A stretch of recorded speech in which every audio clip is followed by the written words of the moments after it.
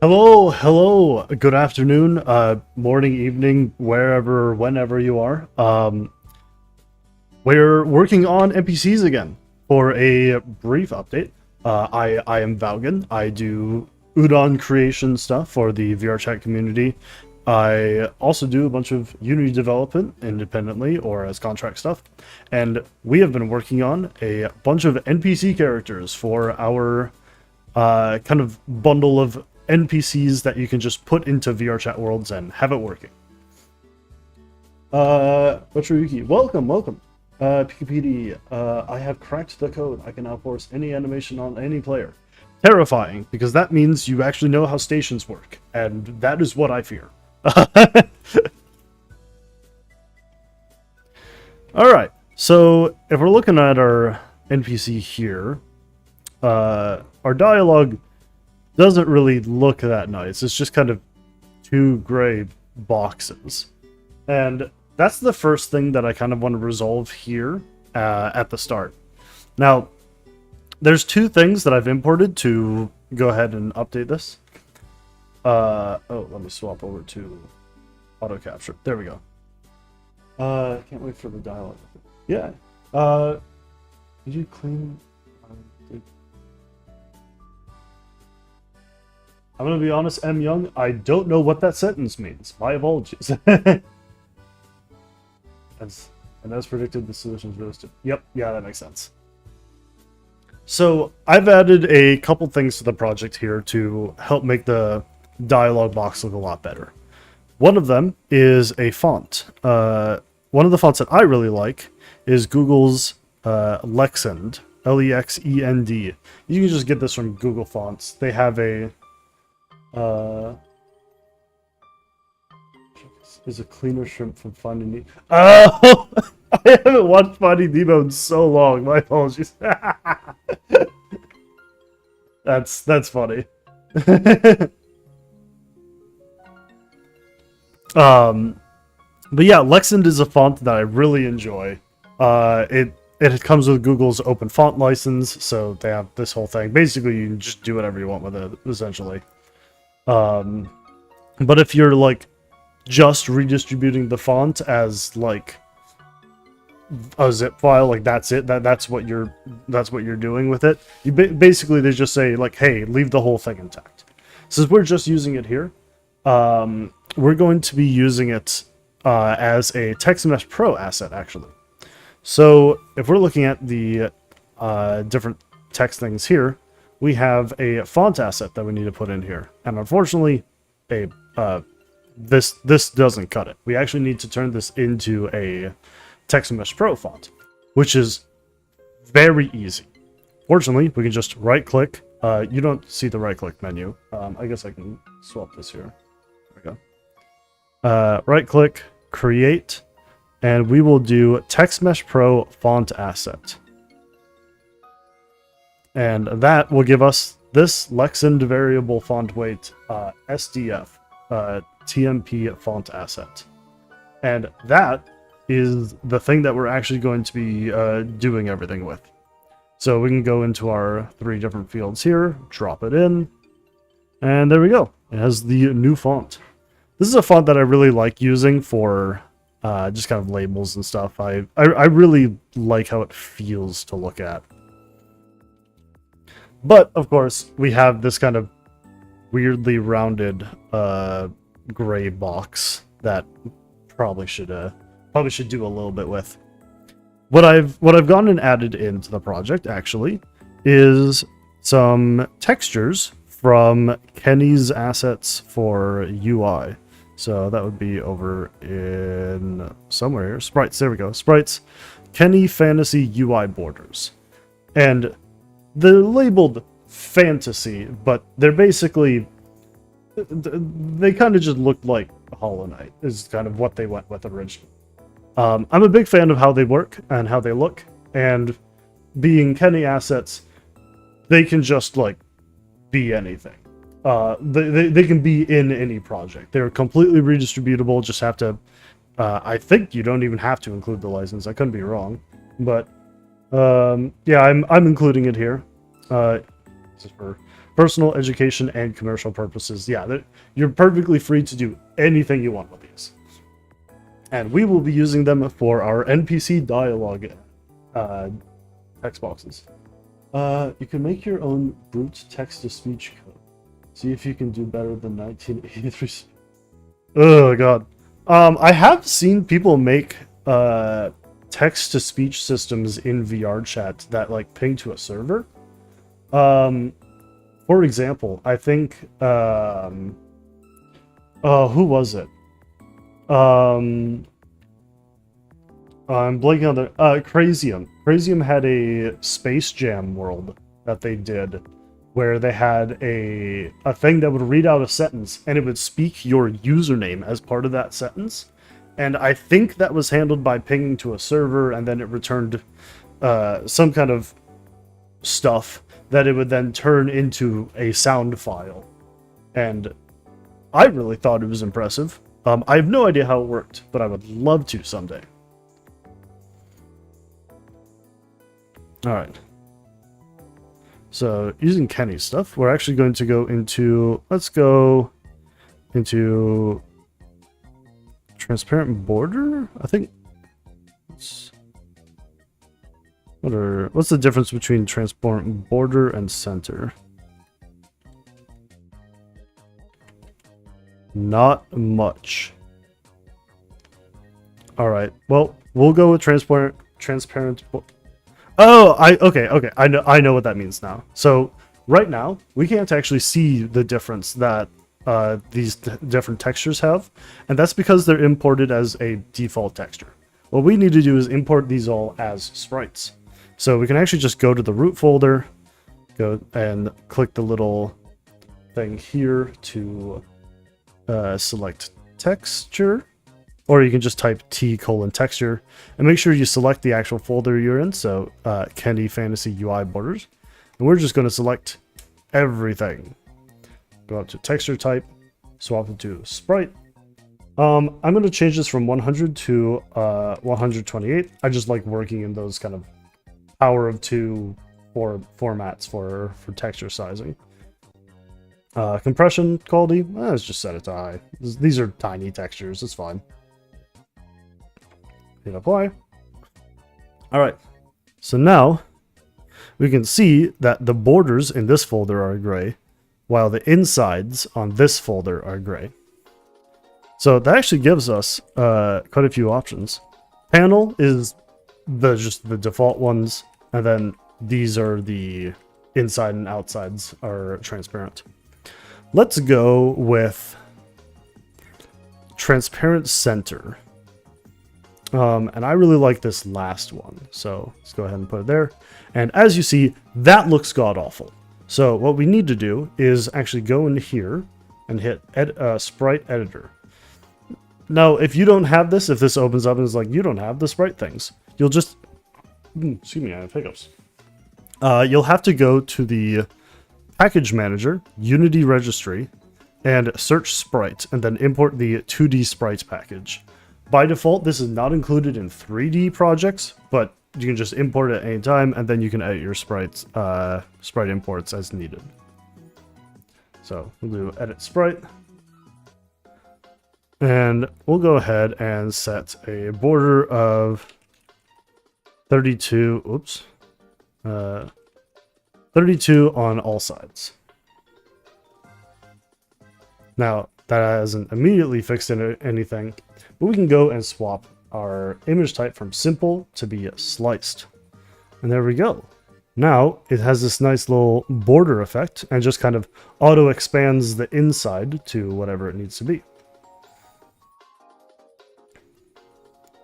So let's go ahead and set this to be let's have it be a really dark off blue.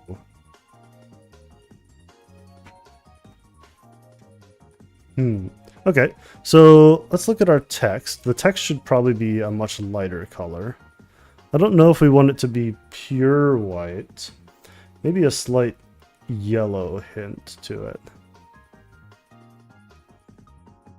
Okay. I think we're probably going to want this background to be a bit more opaque. So let's go ahead and take our panel, and we're going to swap it for the default panel one. Pop that in, and we're going to have to fix this texture as well. 32, 32 on all sides. Swap it to sliced. All right. But now that it's opaque, we're going to go ahead and slide it to be a little bit transparent and maybe a little darker. All right, that feels pretty good. Space out our font.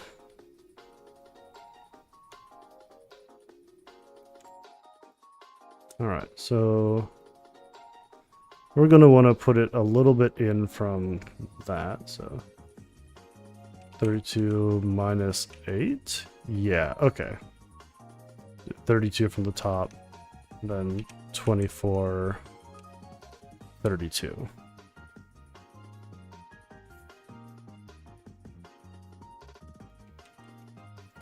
Let's see here. All right, so this is how it looks with 3 lines of text. Let me go ahead and remove the returns that they have.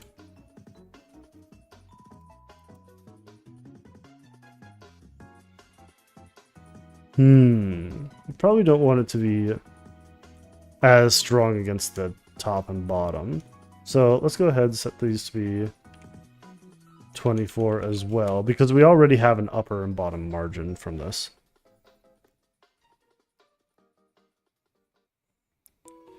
So does this allow us to have more? Let's see what the spacing here is like. Okay, so this lets us get 4 lines of text before it'll break. So we can actually, let's go ahead and move this further down. Shrink this a bit. We don't need this to take up that whole space. Just gotta feel out of position for it. Alright, so minus 32 and 8 feels pretty good. Maybe a little bit less than fully opaque. Yeah, we'll do 0.8. There we go.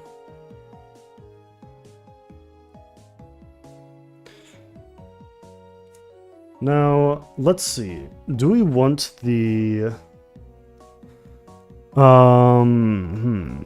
What do we want to do with the name tag up here? What would be the best option? Because we could go ahead and merge the name into something in here. And then we have everything in one box. That might make the most sense.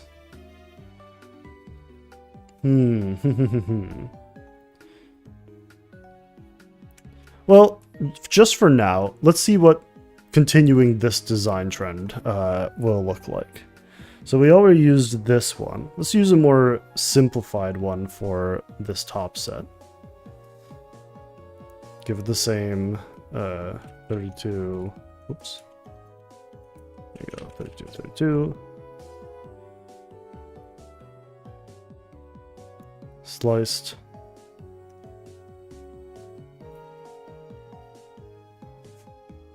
I wonder.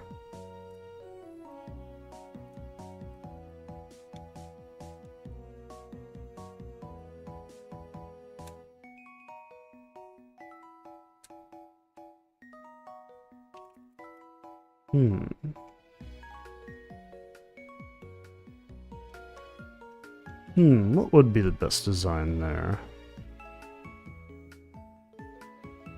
I think this probably works pretty good for now.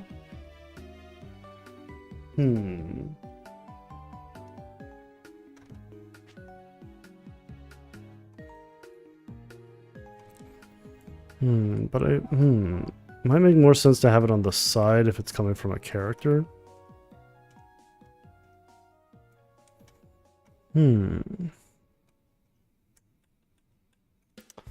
Lots of options, that's for sure.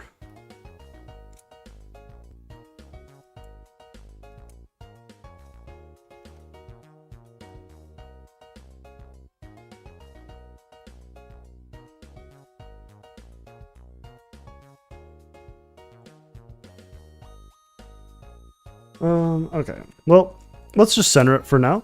We can raise it up by 4, 8 pixels. Feels maybe 6. Then we can move on to the other stuff once we copy our color options. Remember that we used 0.9.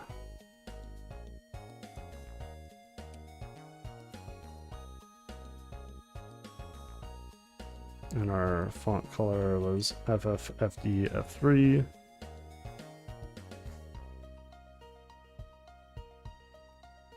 Shrink that down a bit to 26. Yeah, I think our max font should probably drop a bit. So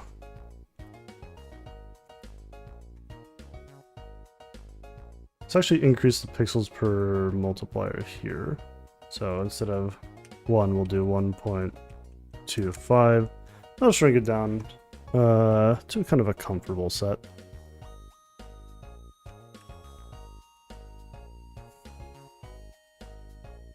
I still think our fonts feel a little large at the moment.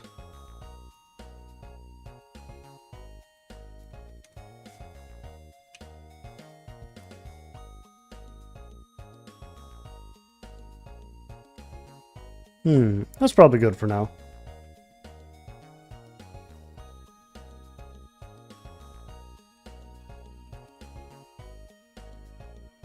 Alright. We'll call that good for this. Go ahead and apply those changes to the prefab. I do want to rename some of this stuff here, because this is just panel and panel parentheses 1. Name, container, text, container. Put that under here so I don't keep accidentally clicking it. Alright. So our dialogue box is looking a bit better. Let's see how it feels when we're actually playing here.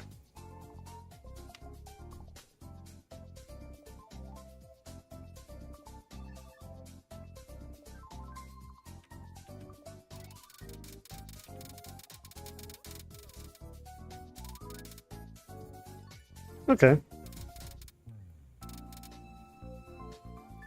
Yeah, that feels pretty good. I like it. Alright, now onto the real meat and potatoes today.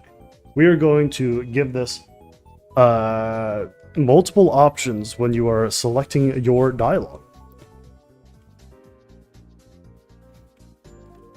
Now, this is going to be a bit of a task, but we'll get there. So we're going to go into our dialogue strip. So we have our dialogue box. And we're going to open a few things here. One is going to be our agent director. One is going to be our dialogue box. And we're going to have to add a bunch of support for adding in additional dialogue options. So the plan for this system is, since we're handling all of this through directors already, we're going to have every option you select from a dialogue box send to a new director. And that director will control future dialogue options. Or just close the dialogue and do nothing. I'm sorry.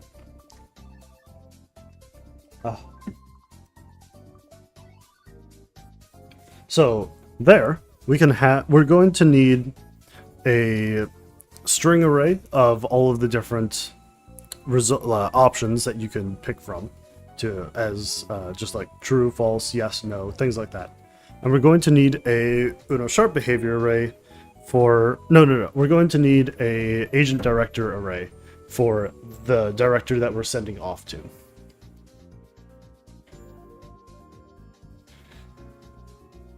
So let's just have a item inspector, public bool. Oh yeah, we're going to need a bool array for whether or not we're going to have answers. Dialog use answers. Then we'll have string. This is going to be a array of string arrays because every instance of this is going to need an array of strings. So we're going to have, I guess this will be just be dialogue answers, and this will be a agent director dialogue answer directors, and we'll swap the other one to be answer options. I guess hidden inspector isn't really needed on a jagged array of strings because Unity doesn't serialize those by default. You can with Udon Sharp. I think they can support it, and using what's it called?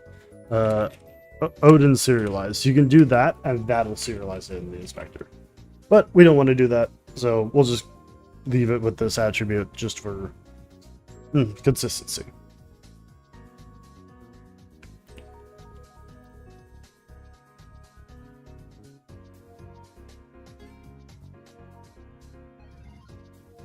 All right. Let's go to our yeah, okay. So let's go to the agent direction field because this is going to have a bunch more options now. So this takes an agent direction data. So let's go ahead and copy in these, but we'll remove there we go. Remove the arrays because those aren't needed.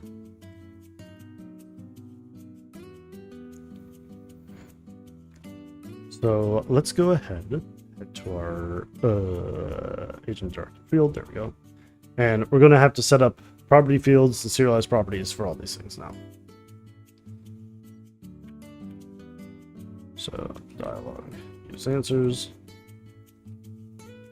options, that.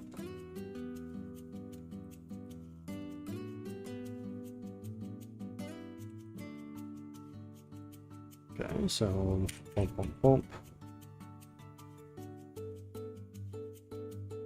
All right, head down here. We're going to be adding into our dialogue stuff here, so we can go ahead and duplicate this.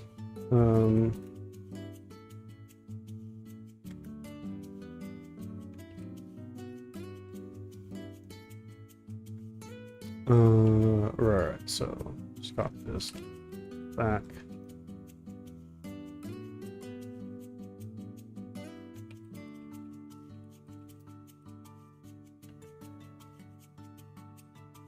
Ah, right, okay.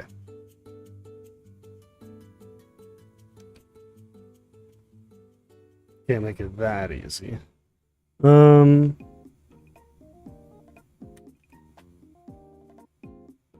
Alright, this needs to be an array as well. Which means that this needs to be a jagged array as well. Whoops, missed that one. Okay. Head back down here. Dialogue, use answers.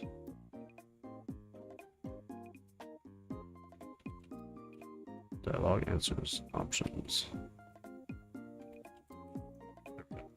So, I've set up a few things here, but I'm actually going to undo a bit of it because I have an idea for how I want to handle the agent direction data.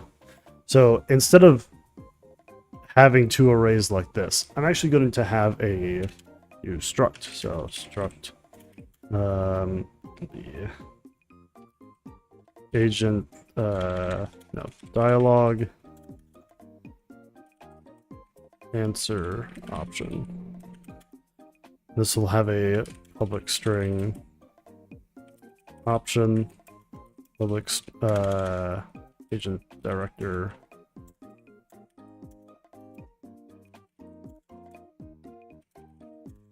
director. So instead of having both of these, I'm going to swap it for director options. And I'll just call this dialogue answer instead.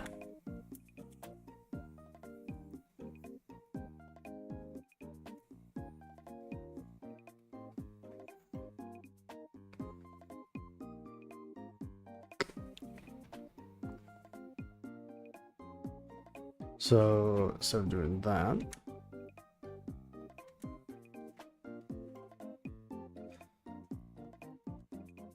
let's just swap this to be dialog answers.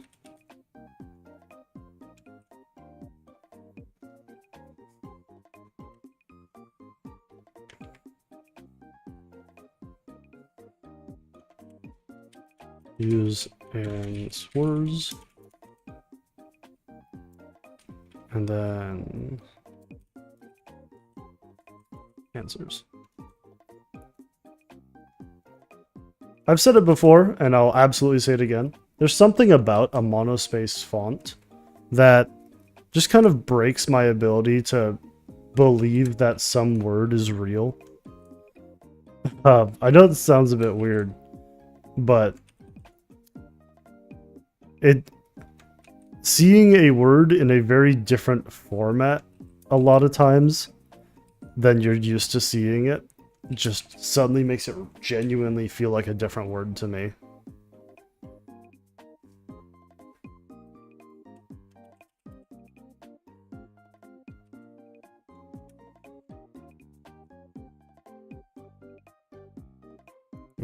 Swap that there. Swap this out here. So let's take a look quick into our editor to see if this is up and working.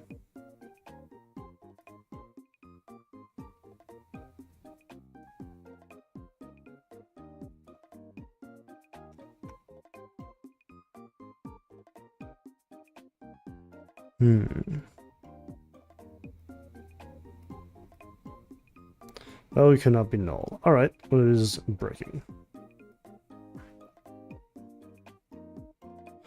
Dialog answers.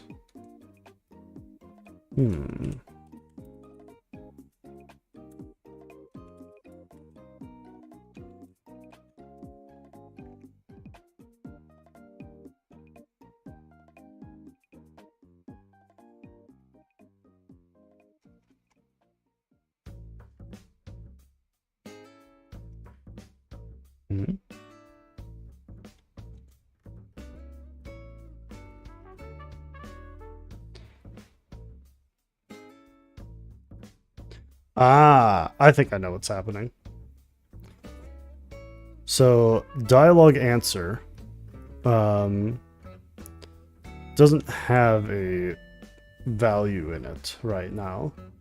And since my system's simply expecting there to be something there, it's choking. So I'm actually going to swap into debug mode here. Go to script here. There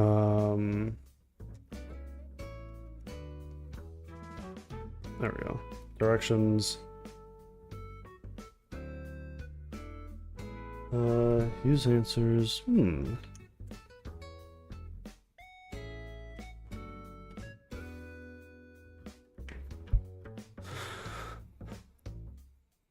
Why isn't this properly...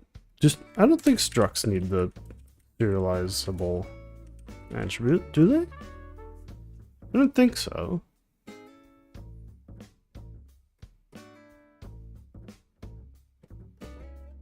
I guess they do.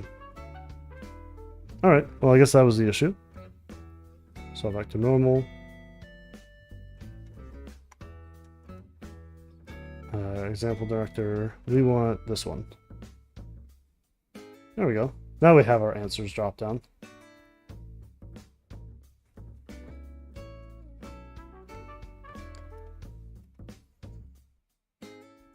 Alright. So now we can type in our text. We have this stuff here. We can turn on whether or not we want to use an answer for it.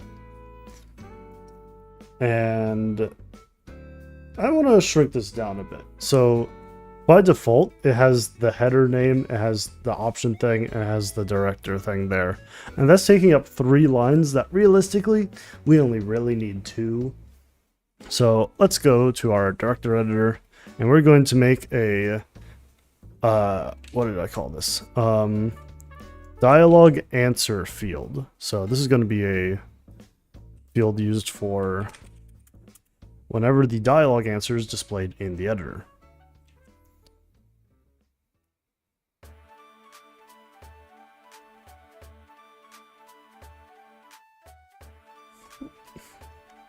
Excuse me. Alright, so we're going to copy our namespace here, also inherit from visual element.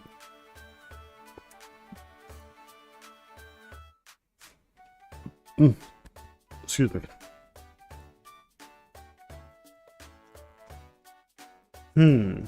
Actually,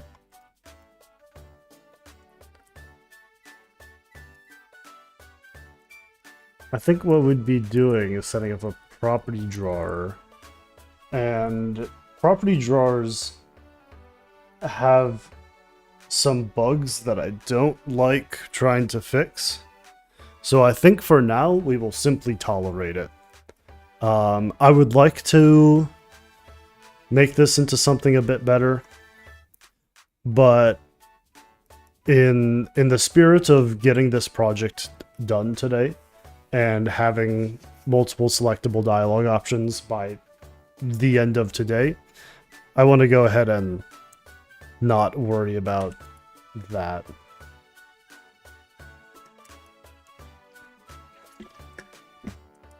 Excuse me.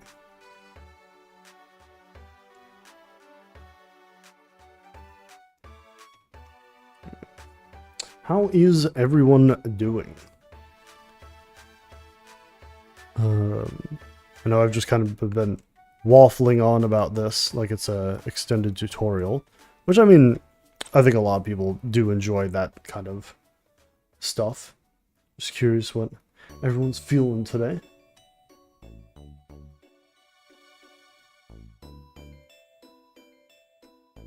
Okay, yeah, click to continue being italicized is a much better option. Alright, we'll do that.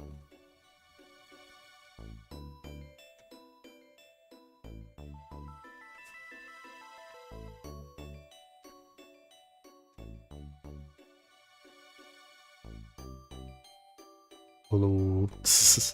Alright. We need to get this actually doing stuff. So right now we can go in, we can edit our answers, we can send them to directors, but we need the system to actually use this and do things with it. So head back to Unity. We're already storing these values, so let's go ahead and pump them into our director. So this will be during post-process scene. Bonk, bonk, bonk. Dialogue and use answers, dialogue answer options, dialogue answer directors.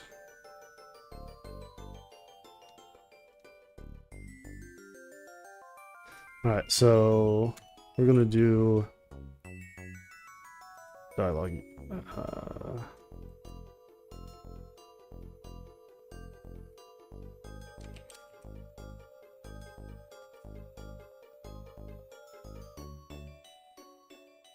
Okay, that needs to be a bool, a string array, and an agent director array. Now, since these are arrays, we basically have to do this setup, but nested inside of here. So let's make a list of string,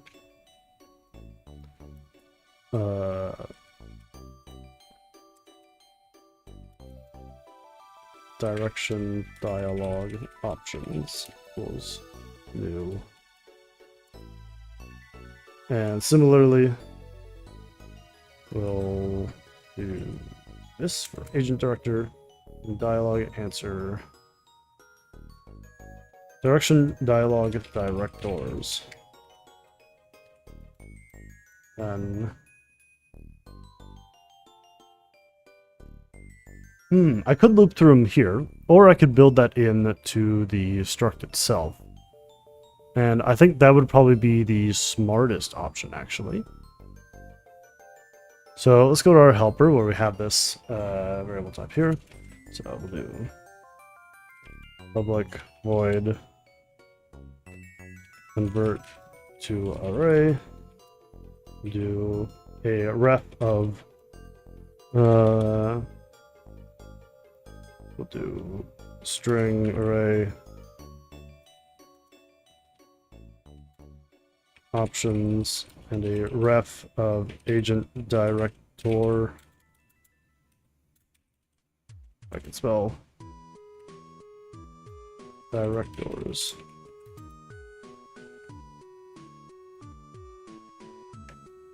Oh wait, but this only works for one. Okay, nope, never mind. Yep, we'll do it over here. I was too distracted by music.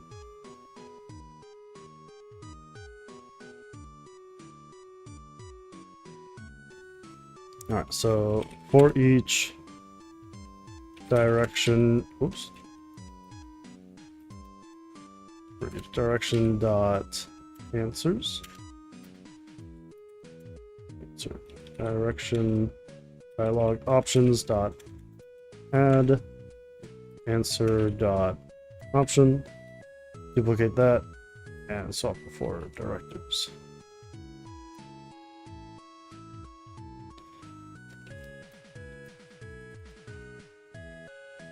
Alright. Then from there, we'll do dialog answer option. Okay, I'll copy it. Dialog answer options. Add direction to array. Oops.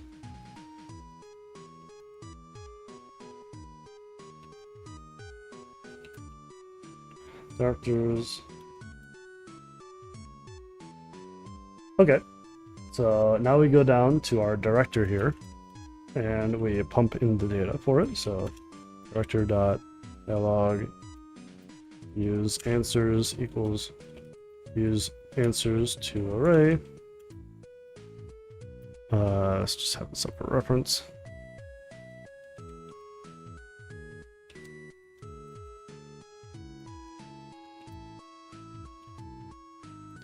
All right. So now we have the data pumped into it during the build process.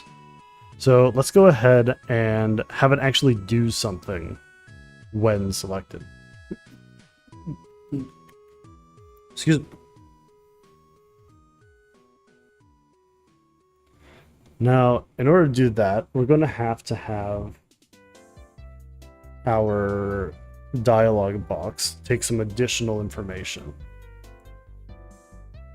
So instead of just loading the dialog from names and stuff, we'll have another override that takes a lot more stuff actually.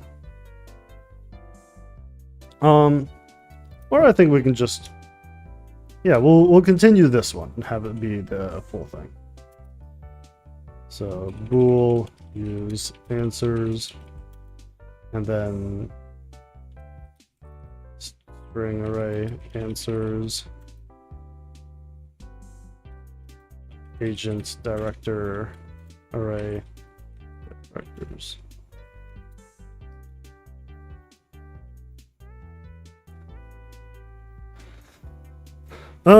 Actually, how do we want to handle that? Because basically what we're doing is we're loading our options into our dialog system, and then our dialog system now has control over what director is getting loaded. So if we go to our let's see here, agent director, we're going to look at our controller here. So our controller needs to, there we go, set director on direction end. Okay.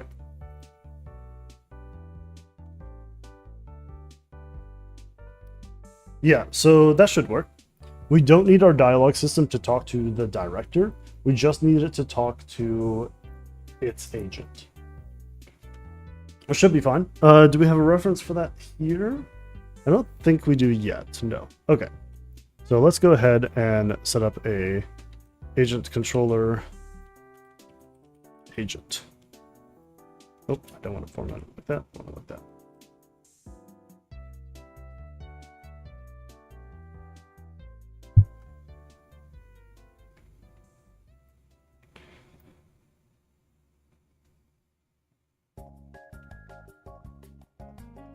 All right, so for doing use answers, we're gonna have to store this stuff up here.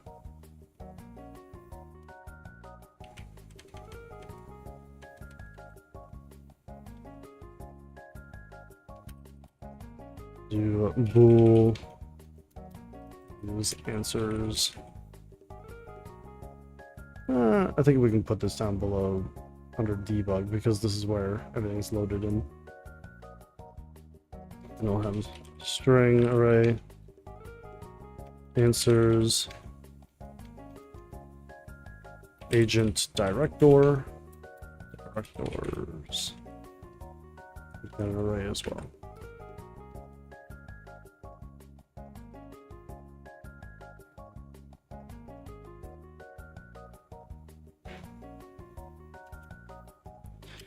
All right, use answers equals use answers. Answers equals answers, directors equals directors. Okay. So there's a few things that we need to do now. We need to have a way of visualizing these answers, which I don't think I'll do right away. I think we'll just have like a debug log for, or like a debug function for it. So let's have a public void answer 1 and public void answer 2. We're just going to do this for now.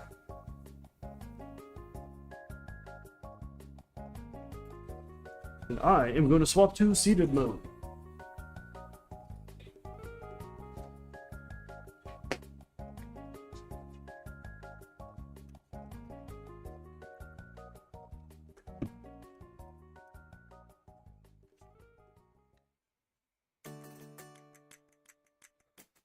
There we go.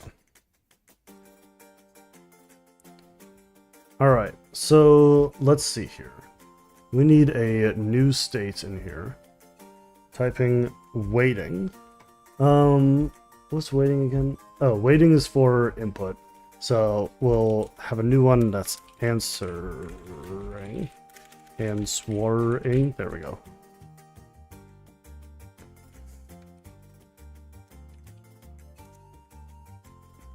There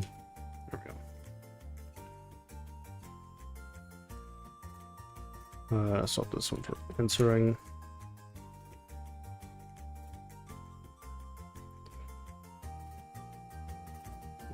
Hello, Lily. How is it going? We're stashing a bunch of stuff into our editors here. It's getting a little bit crowded for the customization stuff we're doing, but it seems to be working. We just have to set up the actual stuff for it. Doing all right, although I think I'm coming down. No! Be not sick. Eat healthy. Move body. Drink water. I actually just sat down here myself. I've been standing up since the start. There we go. All right, so we're loading in this data once we're jumped into it. So which we should do down here. Doing all of those things. Good. Good to hear.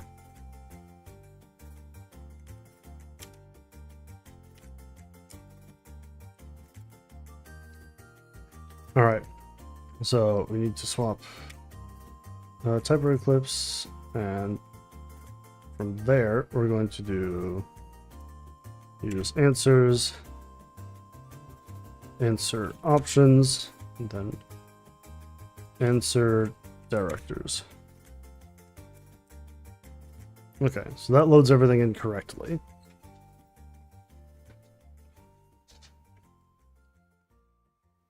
From there,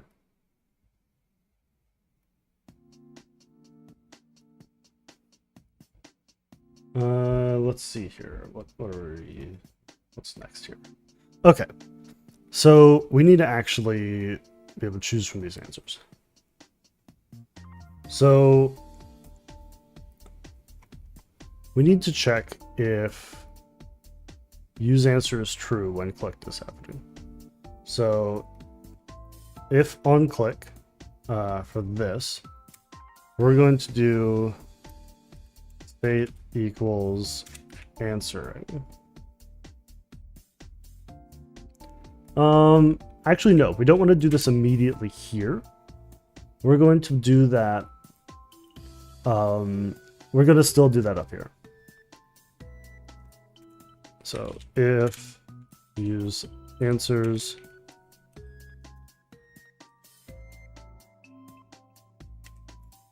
no, we can do.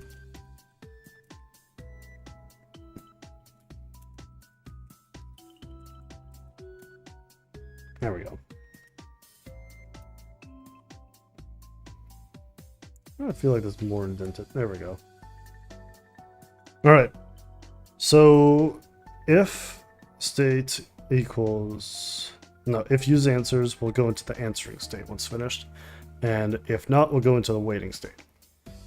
Waiting just allows you to click to progress, and answering requires you to click one of the other buttons to progress. We don't have those buttons set up yet, but we will pretty shortly. And right now, that's just going to be these debug functions here. Which is going to... how is that going to call? So we're going to do a private void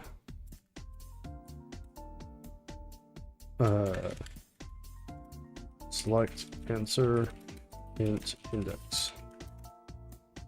If use answers is false, return math f dot index equals math f dot clamp index between 0 and answers dot like.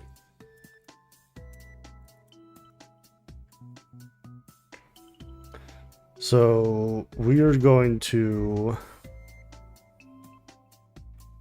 go to our agent dot load director set director. There we go. And this is going to pass in directors index. All right, and that's basically going to shut down the whole thing.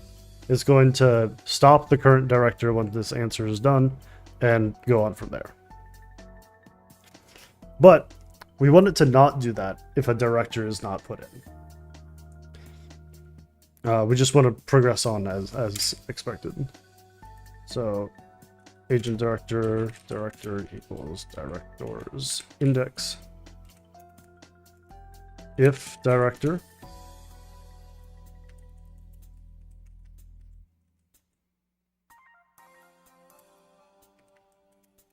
and that's basically going to shut down the whole thing. So we'll do an else.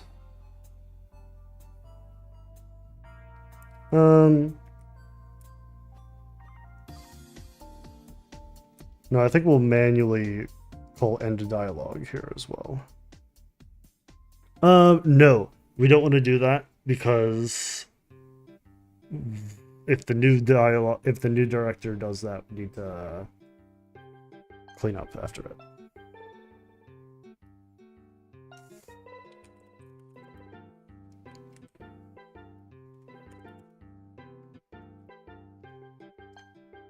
Okay, so we're going to set our there we go. We'll set our state. Nope, not our settings. State to equal complete. Otherwise, we'll set our state to be complete, which I probably could do that at end, but I want that to happen before the director is selected. So I guess we can just put it up here.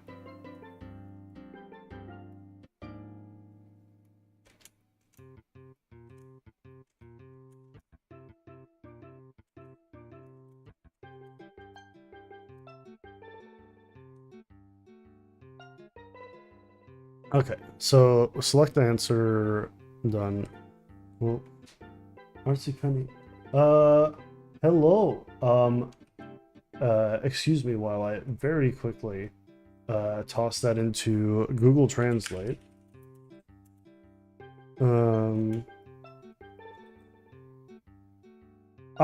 Hello everyone. Hello as well. Glad to have you here.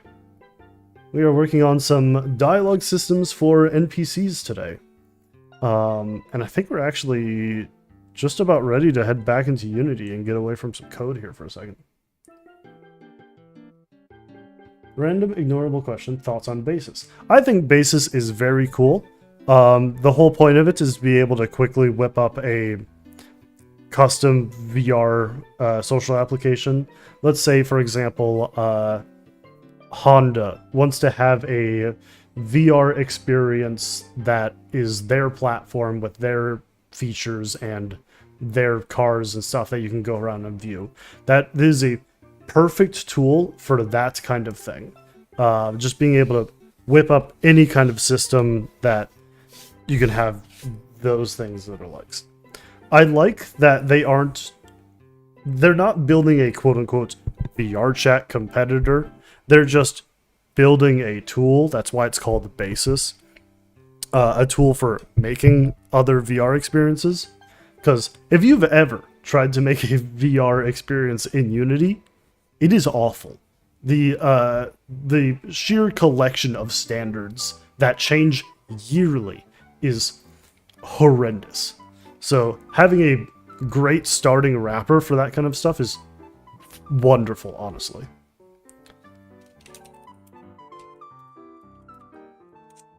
Alright. Realizing now that I need to change these indexes. There we go. Alright, so this should be all we need to get started. Let's head back into Unity here. What's it complaining about? Do we actually use this anywhere? Okay, that's just for our demo. We don't need that. Go ahead and comment that out. I don't know why, but Ryder keeps saying that something isn't compiled in my packages. But it's not causing a problem. Nothing I've run into.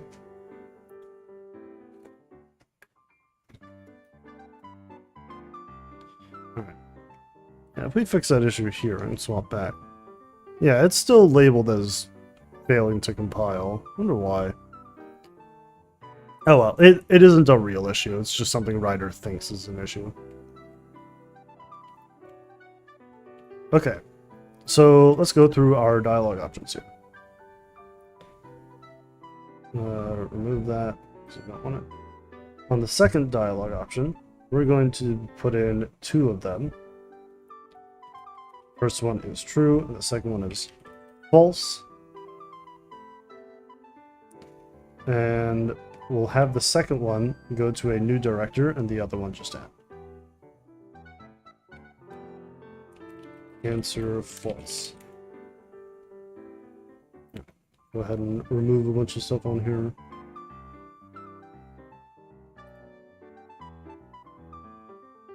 Ooh, okay. I need a new triggerable method for directors.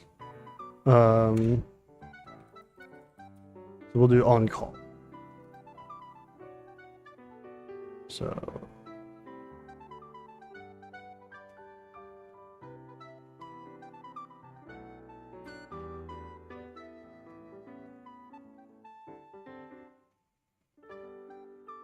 yeah, that should be fine. That way it's not expecting an interact or a collision or a nav mesh or anything like that.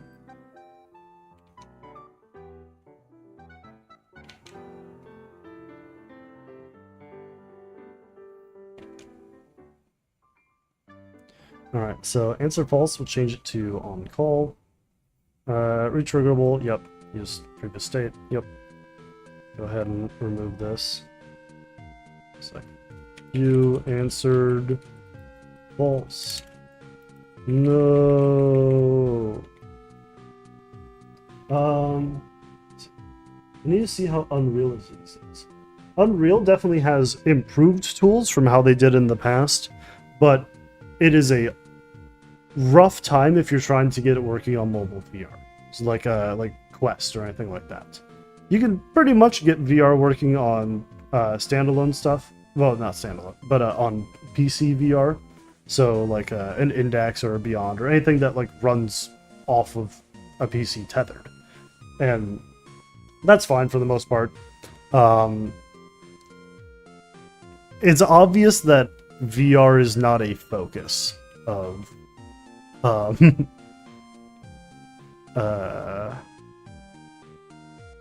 yeah, there we go. It is obvious that VR is not a focus of the development over at Unreal, unfortunately. But that's been a lot of VR over the past, so can't really expect too much. Alright, so if someone says false, it should answer false. Check use answers. So there's a few things we're expecting to happen here, and none of them we've tested yet. So let's go into play mode and make sure there's no immediate errors. Alright, seems good. So when I click this, they should start talking, and the second text box I shouldn't be able to click to progress out of. But I should be able to do it for the others. Yep. Alright, so clicking on it no longer progresses. So this is where we would have some buttons show up. Now, if we go to our director here, and we simply... wait, no, we want to go to the dialog box.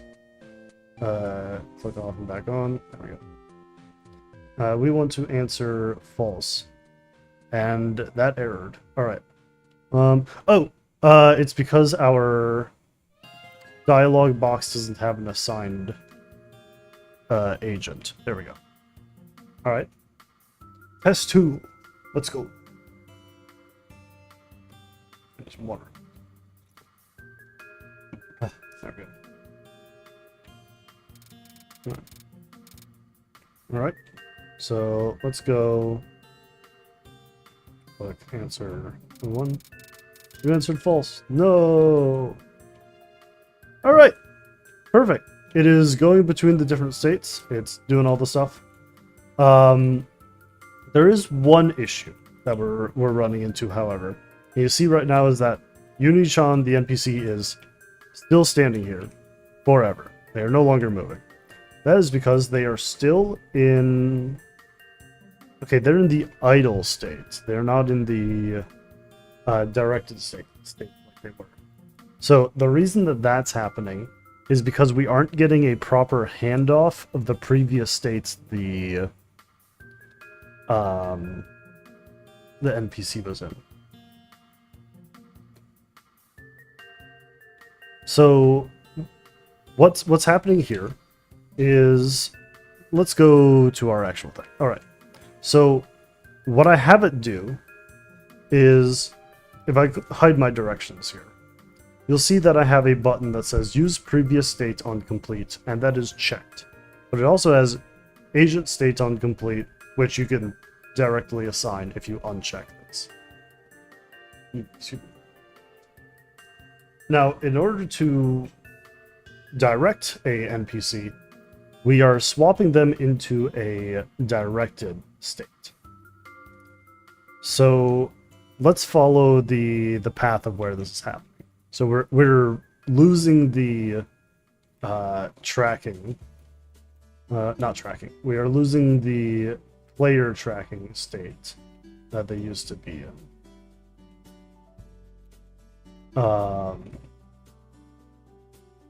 So we need to figure out where along this path this issue is happening. So our director, when it starts up, trigger agent.setDirector this. So instead of calling agent.setDirector from here, it actually makes way more sense for me to get rid of that agent reference up here. And if director, we'll index into there and do trigger.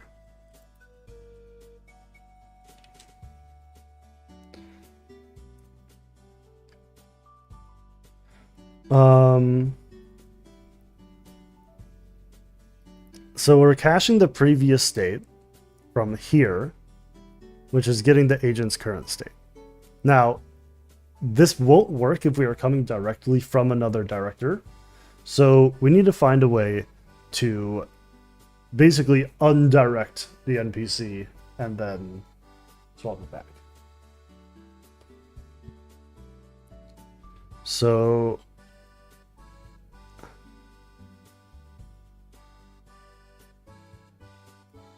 it might make sense to grab the previous state as a public getter up here, I think.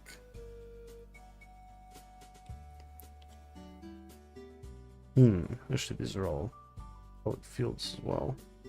I may have to swap those to private later.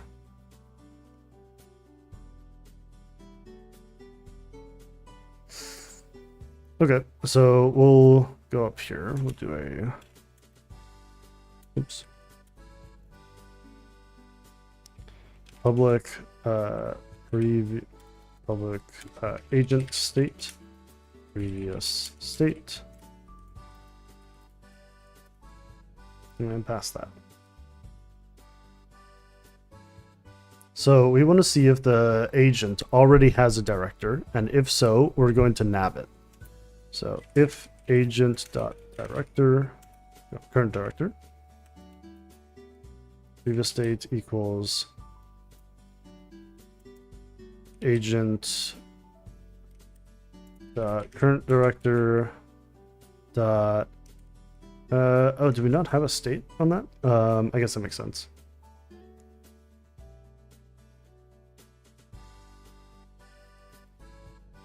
Wait, no.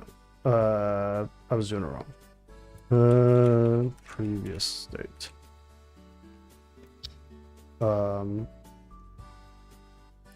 I guess since this is that script type, we can just do that, but I don't like it, so we're going to do the getter.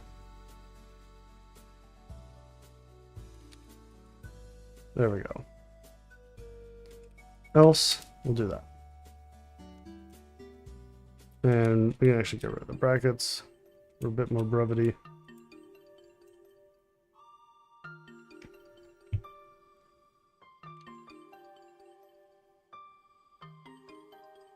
All right, back to Unity.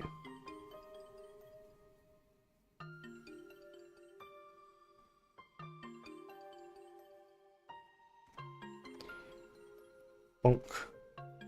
Hit play mode. Now our dialog box no longer needs a reference to the agent. The stuff should properly grab the previous state, and we can go from there. Press. All right, dialog box. We're going to manually run answer 1. And they're back to following us.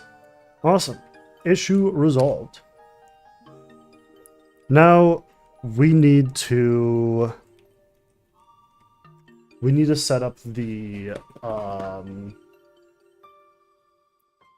trigger buttons. And I'm trying to think what our best option for that will be. Because that's entirely just going to be what is our UX going to look like for this. I think having a box further to the right with our options might be the best, and then you can just scroll wheel through it.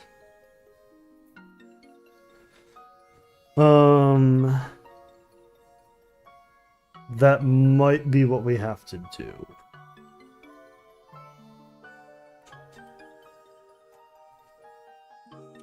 Yeah, okay. We'll duplicate our canvas. Bring it over here.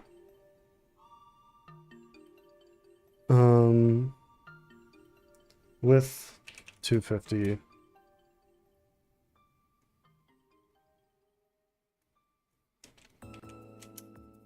Oh, 5. We don't need the name container.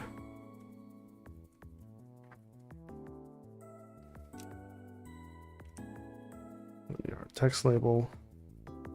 Are going to need some buttons though, and I want to see what we have for UI options here for sprite options.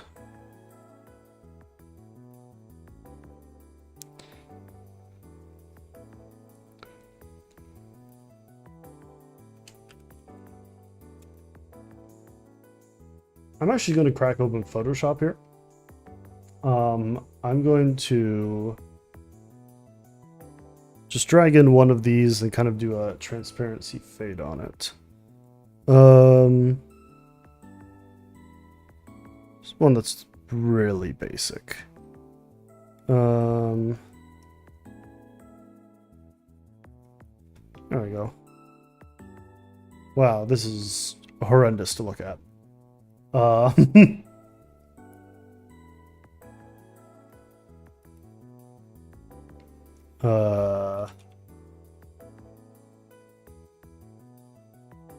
Well, wait, why wouldn't it let me edit this?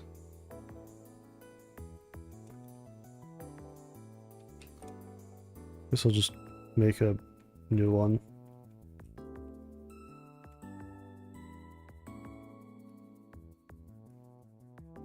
Yeah, paint bucket, the base. There we go. All right. So we are going to have a opacity gradient on this, which I think we can do. I never remember.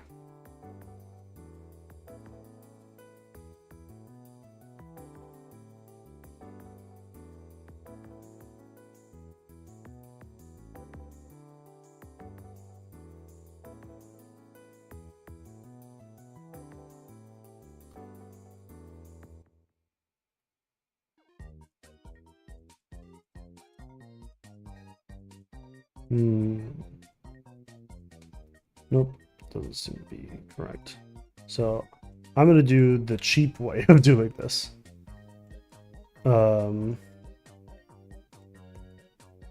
Actually, no. I'll ignore this for now. We'll head back into Unity.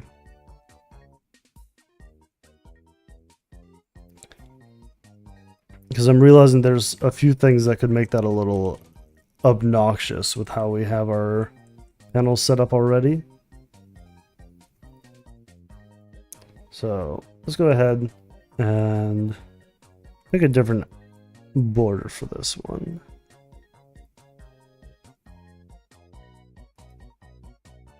Oops. 32.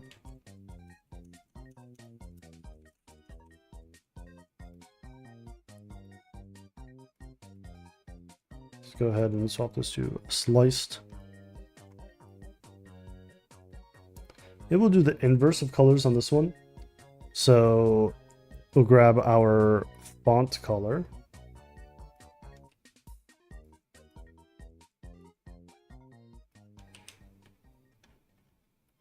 And then we'll grab our background color on this one.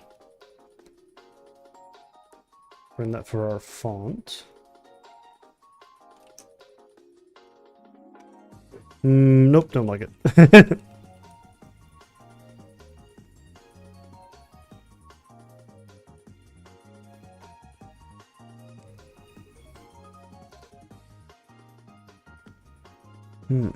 Maybe it would be good just to have a very generic box on this.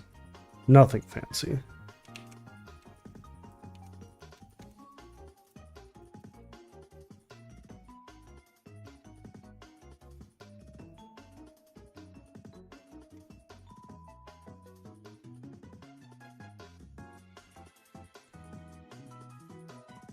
All right.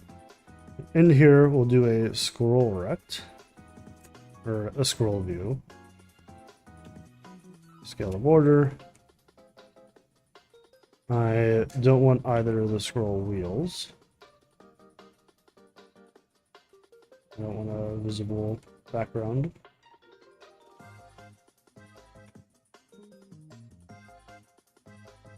For now, we're just going to put in some buttons. We'll do a UI button.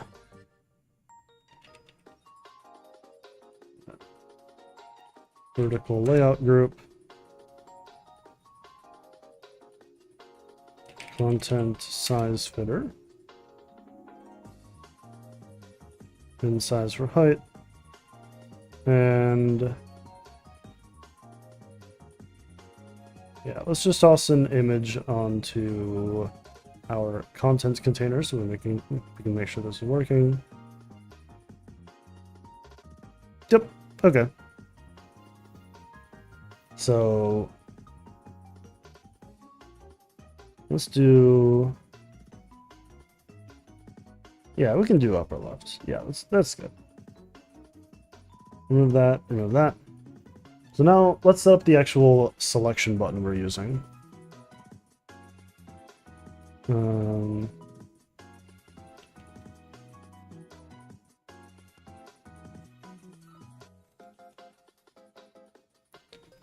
With a little bit of padding.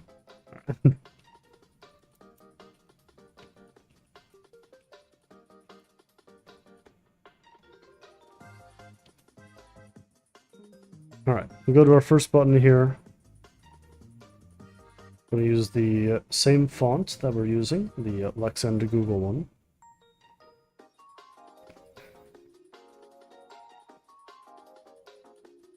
I really like this color that I've got here, so put that there. And I'm going to use the same background color for the button, but I'm going to make it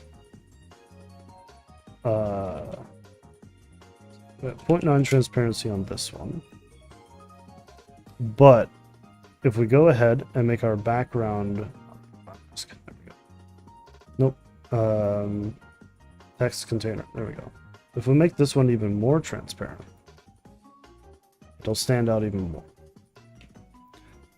Let's give this a proper background. So let's go to our sprites folder.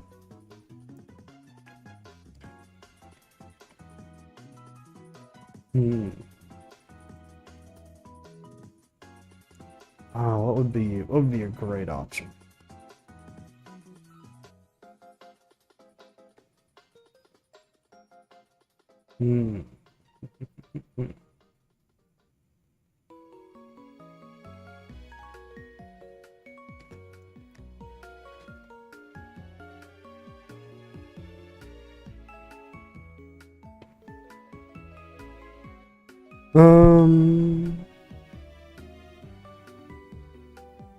I think, yeah, okay.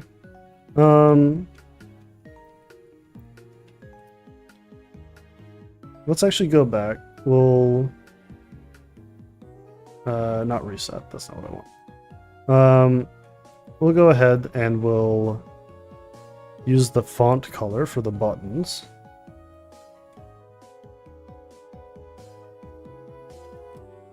And honestly, I should just save this as a swatch. Okay, now I can use it a bit easier.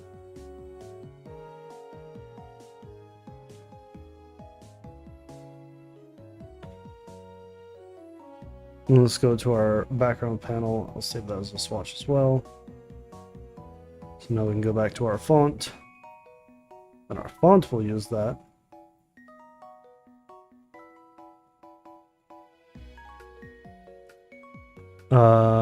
Now we want to go ahead and give it a good button. I think we'll go with one of the transparent centers.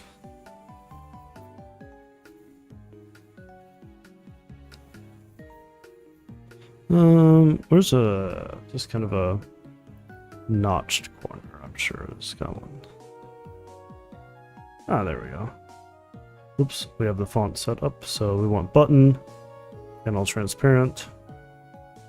And that obviously looks horrible, so let's go ahead and swap that around from that to 32. 32. Apply. Click our button again. Sliced. Alright, it's still a bit big, but we can fix that with a few things. One, we're going to make the height of this button a bit bigger. So, it's set to 48. I'm going to set the pixels per unit to 1.25. We'll go ahead and increase our spacing here a bit. So, do 8 feels good. I think we should use the same sprite with the but with the transparent border, not the transparent background.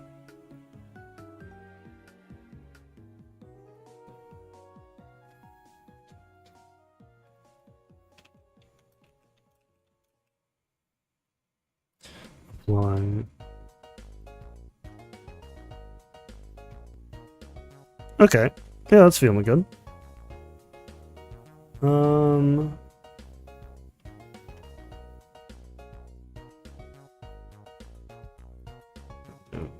Answer 1.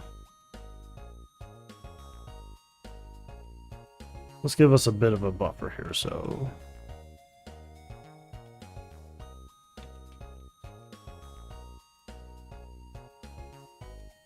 this is a really long answer that gets fit. Auto size between 20 and 15.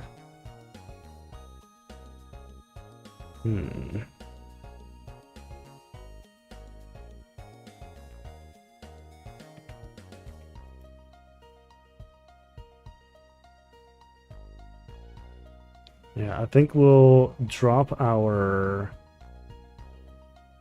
line spacing on this one. So that'll fit a bit better.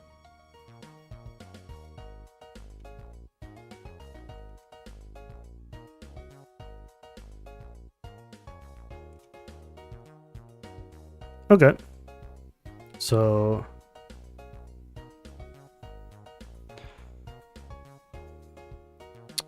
we can get rid of the button on here. I'm actually going to copy this button component and put it on our scroll wheel so that we don't have too much nesting going on. We can just get rid of our test container there, use the scroll wheel.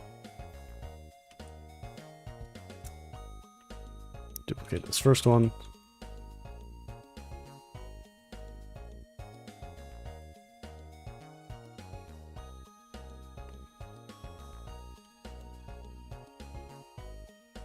And our viewport will crop to 6 and 6.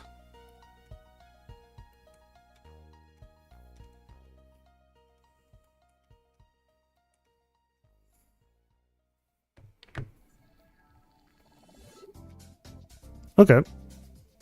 Yeah, that feels good.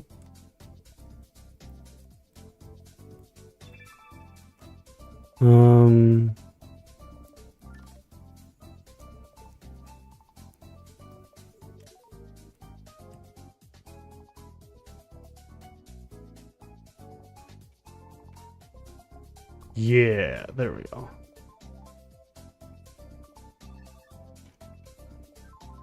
So now you can see it cuts off here and has a bit further down you can go. I'm actually going to increase this a little bit, so 7 or 6.5, yeah.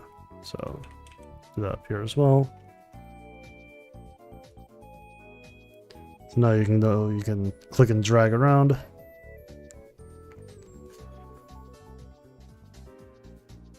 Now we need a script for handling this. So let's go to our NPCs, scripts, dialogue, answer button. Oops, wrong one. I can open it in Premiere.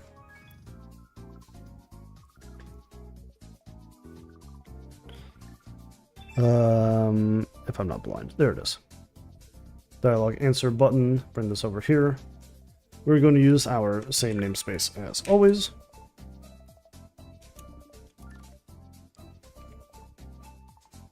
Remember to get some water.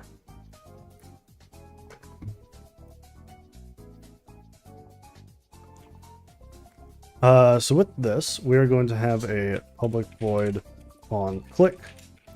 And this is just going to let us do the button interact. So I'll go ahead and do public API. This is just an attribute that declares it as in use, so it's not saying like, oh, this function isn't being used anywhere. All right, so this is going to a private dialog box, dialog, and a public void init. Yeah, that should be good. Dialog. We're going to be passing in the dialog box because the dialog box itself is what's going to be spawning these. I don't want to just have, excuse me, a preset number of available answers, because what if for some reason someone wants a million answers? I don't know. And we're just going to instantiate some additional ones whenever we need them.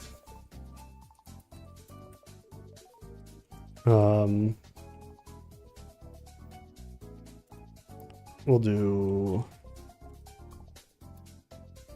a serialized field, private text mesh pro UGY label, and a private int index. I have to go. I go to gig. Okay, all right. Yeah, have a good day. Good having you over. We'll see you next time. Bye-bye. All right. Let's see what else we got here. Index equals index. So the index is the index of which answer we are doing. So we're going to do dialog dot what's the thing for this? Select answer. Okay, so this will be a public field. Toss an underscore under that and do select answer index. All right. So we need a reference to one of these.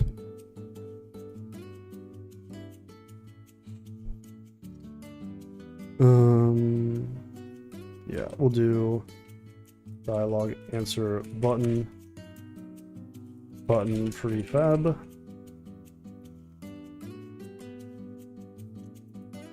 We'll have a private data list instanced buttons equals new data list.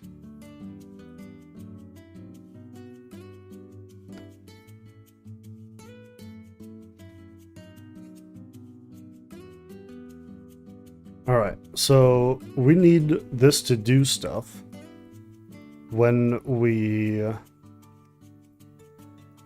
get to a point where we need to start loading in answers.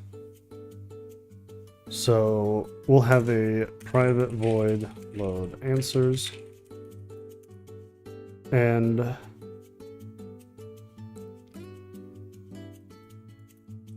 do if state equals answering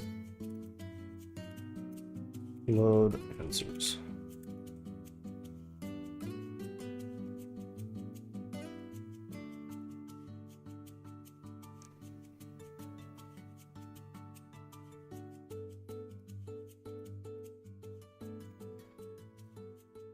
All right, so we'll do while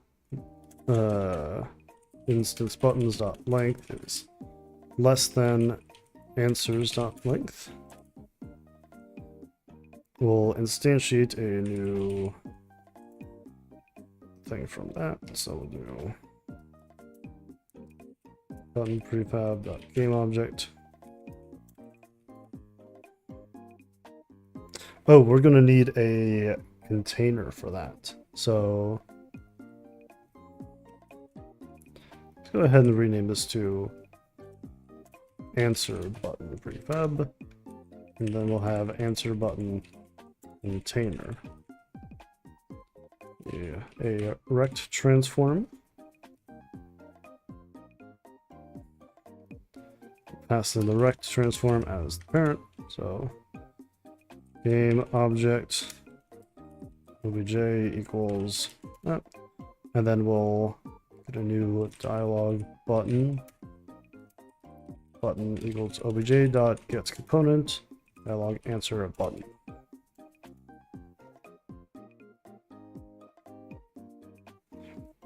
And we'll do instance buttons dot add button.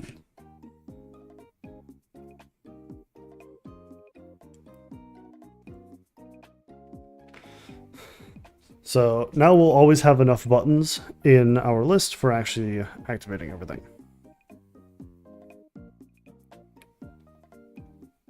We'll have a public void show, which takes it bool value, and this will just do GameObject.setActive value.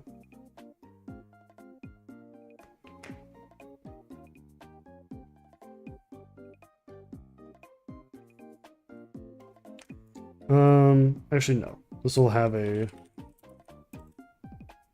string for text. True. We'll have a public void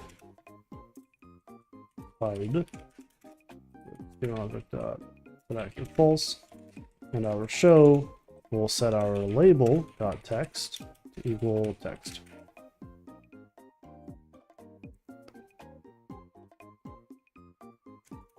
All right.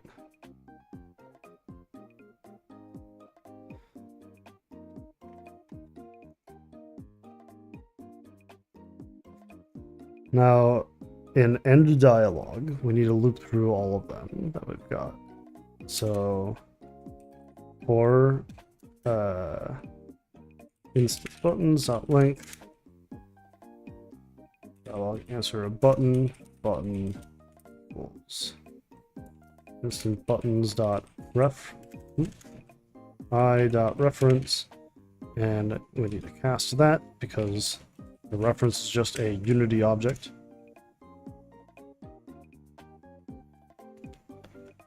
And we'll do button.hide.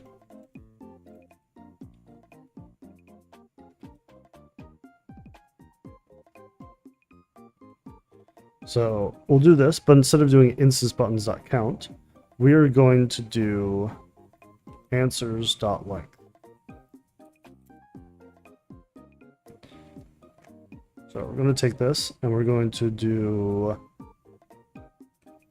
oh right, we need to do button.init this, and then this buttons up. There we go.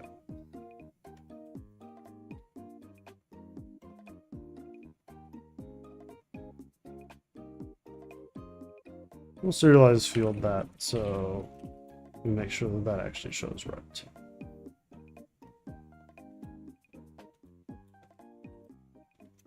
Give a header for debug, or yeah, debug readout.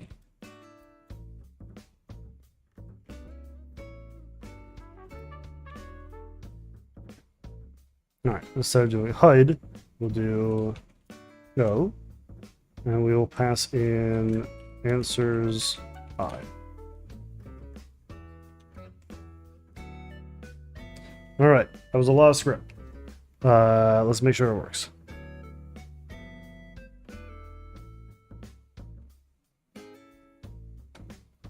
Let's go ahead and go to our button, navigation, none. Dialog answer button. None. Label. This one. Unclick. Put that in.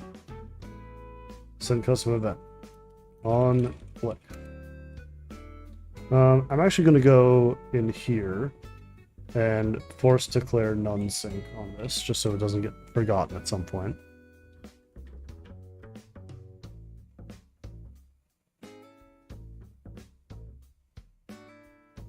Compile, there we go. Dialog answer button. We can go to our prefabs now. Toss this in.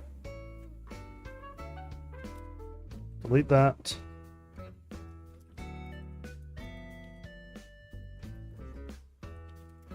dialogue answer content. We'll do answers container.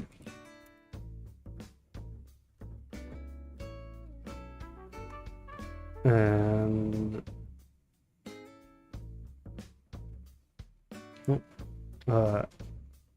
answers canvas. Answer container. We're gonna need a second thing here. So if our dialog box is going to need as well.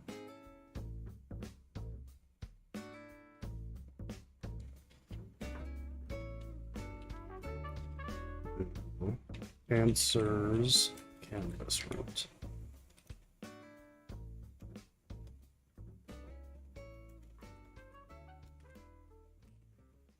Set active true. And shut her down. False.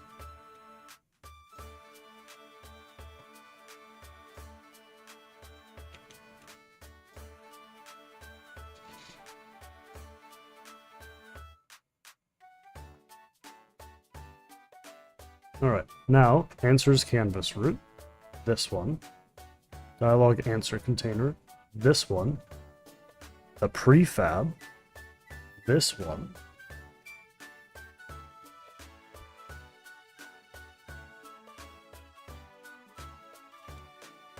now let's see what happens.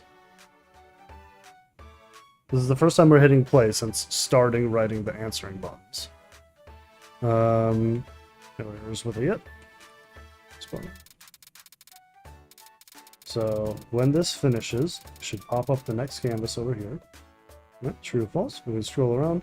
We can scroll around too much, so we'll have to fix that. We can answer false. All right.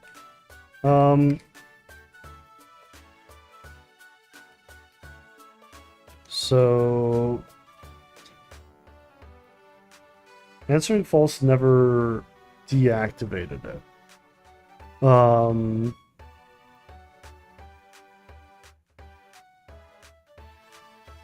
So we need to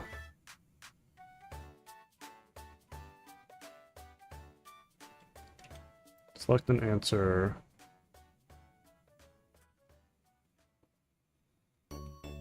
There we go.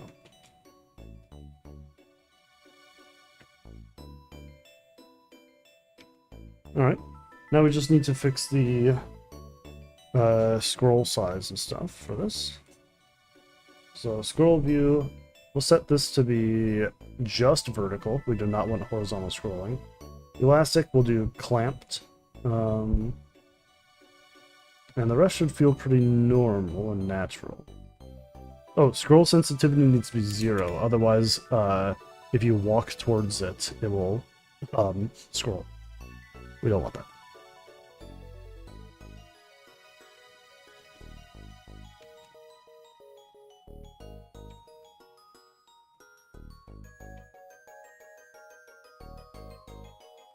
All right. Let's let VRChat put its custom shaders on everything. So VRC super sample by material.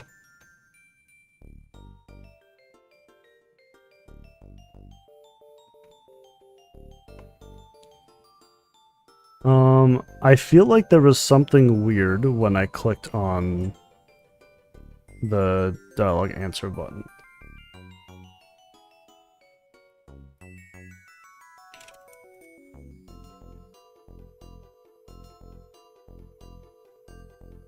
This whole thing should work right. This shouldn't cause any occlusion.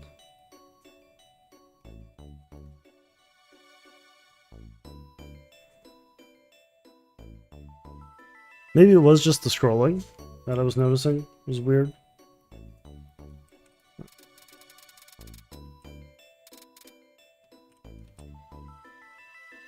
Alright, so it won't let me scroll up or down yet, so I can hit false. Alright, let's go ahead and add like 10 more answers to that. Directions. Let's do 10. Alright. All of these are just going to be falling to the same false one.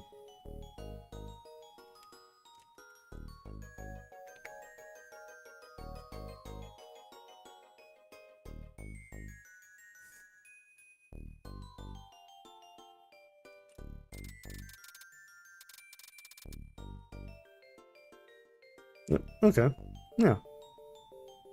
I can even click the one on the bottom. There we go. It works! It all works. All of it. It all works exactly how expected. Wow, that actually... Huh. I expected more issues, I'll be honest. I'm happy we're not really getting issues.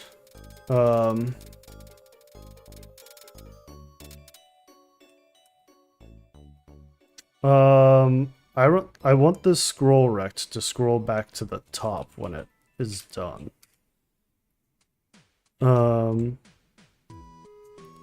Let's find out what it takes to do that. Let's do a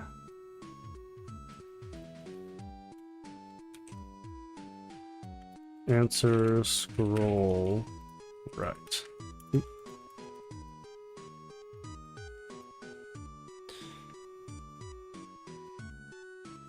So that.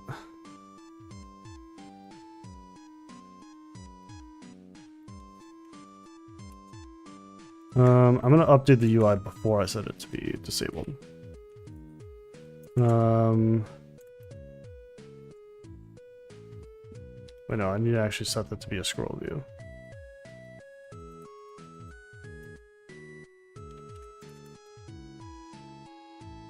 I don't want the UI elements. Yeah, scroll rect. That's what I wanted.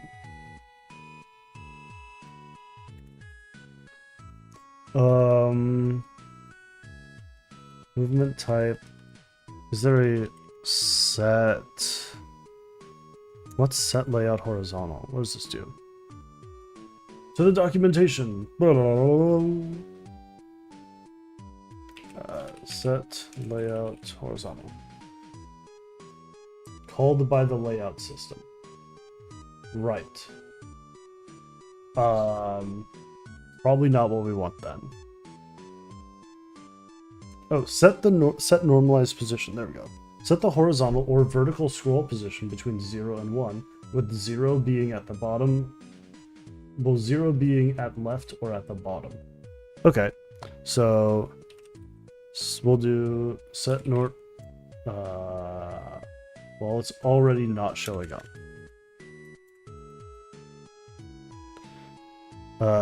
Vertical normalized position. All right, equals 1 because we want it to be at the top. That makes sense, right?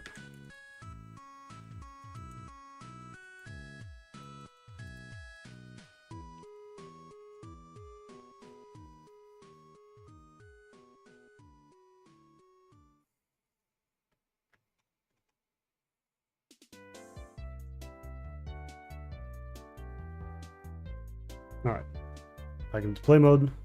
I'm basically going to run this dialogue twice. Oh, it broke. Right. I need to set the reference for it. All right. Answer canvas. Oh wait, I need to apply it. Apply all. Open.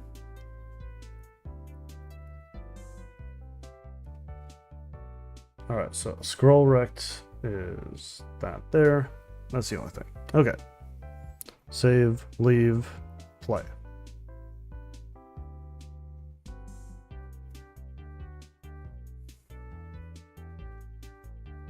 Alright, no immediate error. I'm going to go and scroll all the way down, look at. Now we're back to the top. Perfect. I like it.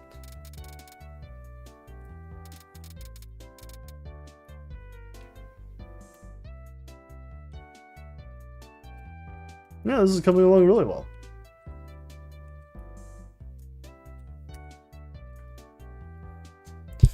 So, what do we need now? This has honestly come along pretty well. Let's get the dialogue box rotating towards the player.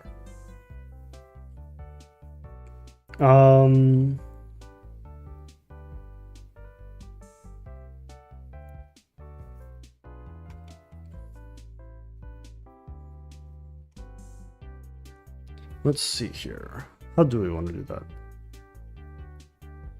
Let's go to our dialogue box script. Update, we'll run that. Let's have a post late update as well.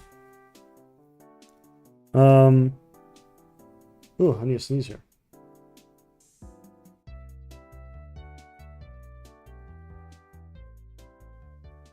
I have managed to mute for my sneeze. You are welcome.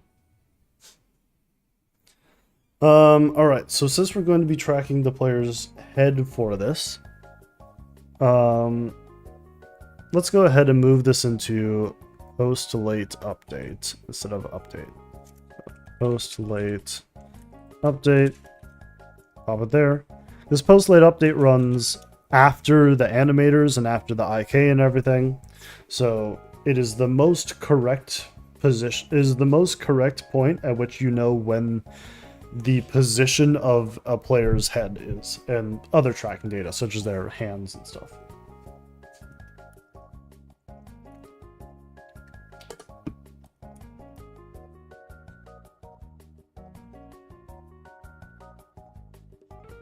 All right, so we're going to, how do we want to do this? I think we should rotate it in two different positions. The root origin, which is childed to the NPC, like at the base of their feet, and the text box origin, so like the center of the text box. I think those 2 points should rotate towards the player in that order. So let's go ahead. We'll hide the switch statement. We don't need it right now. So we'll do transform.lookAt. This takes a world position, so we're going to have two different player positions we're going to use for this. We're going to do vector 3 player root position equals, let's cache the local player. So private VRC player API local player local player equals networking. Working dot local player. There we go. That didn't add anything weird, did it? No.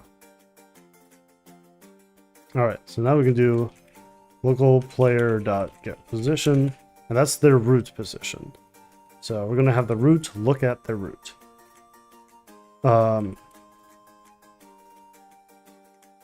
Rotates transforms to the forward vector points at world position, world up, vector specifying the upward direction. So that's the thing. I don't actually want this to tilt. I don't want it to like tilt on the z-axis up and down. I just want it to pivot. So I think the easiest fix for that, there's probably other ways of doing this, but I'm not the most familiar with vector math for UI stuff, so I'm just going to do player root position dot y equals transform dot position dot y. So we can copy that. Vector 3 up.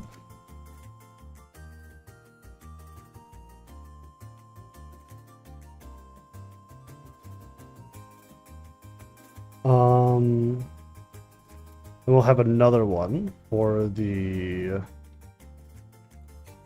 answer canvas root.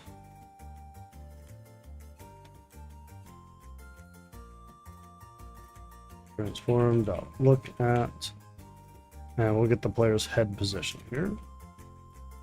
Vector 3 player head position equals local player get tracking data head dot position. So I have a feeling that this will give us an invert, like a backwards rotation. But right now we just want to see if this is looking right. Like giving us the right like pivot and rotation and everything. So this will definitely be a feel it out test.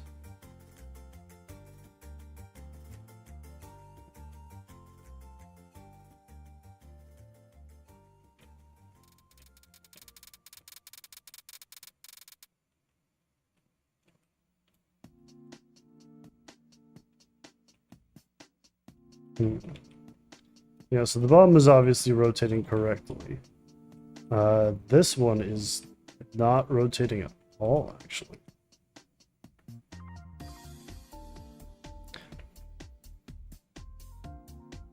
Curious as to why. Canvas root.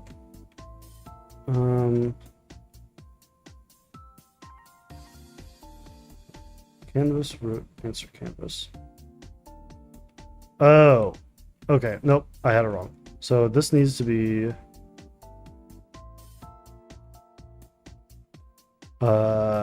okay, we need a canvas offset. So let's go into the prefab here. Parents. No, I guess we'll just create a child canvas offset.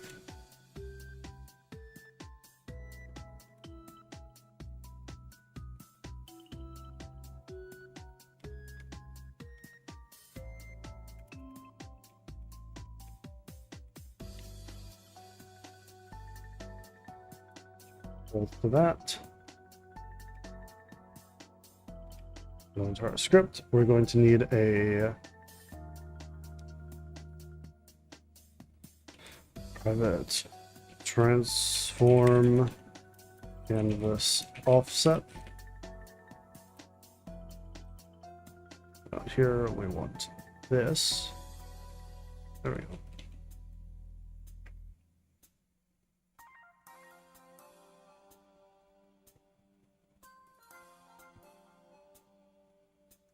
Go to our root, pop that in, save, go back, hit play, wait for it to load.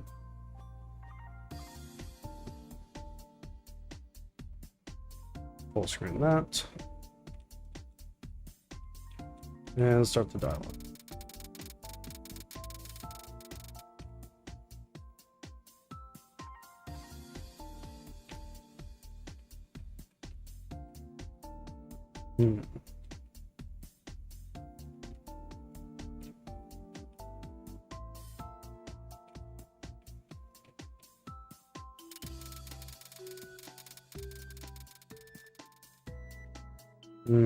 I'm not huge on it.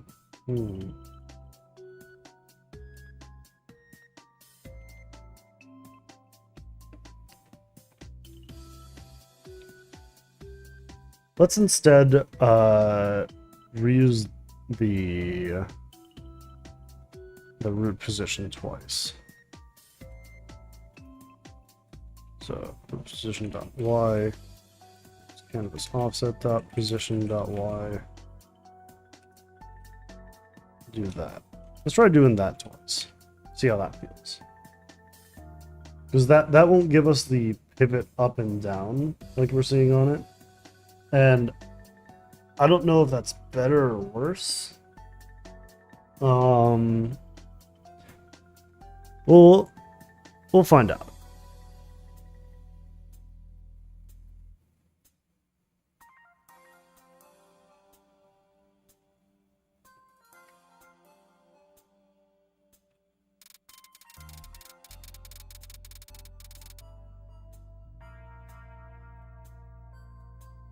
If I do this, I can walk between them.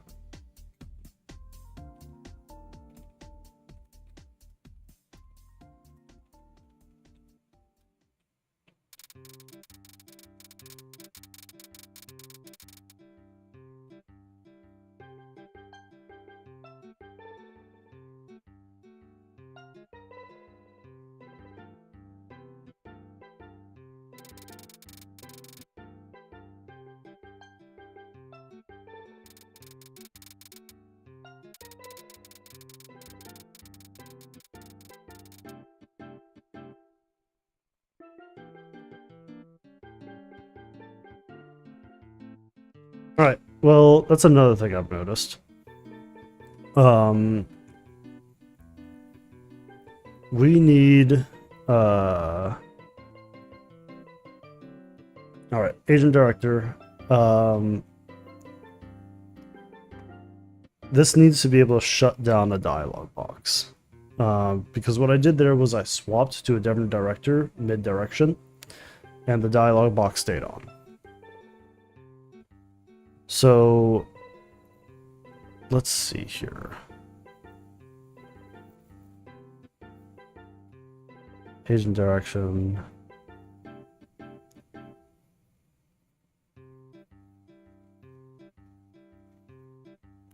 Trigger. Okay, so here we grab the previous state.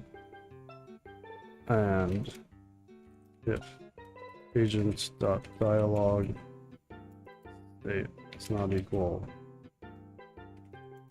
title agent.end dialog. Is that what? Oop, not agent. Agent.dialog end dialog.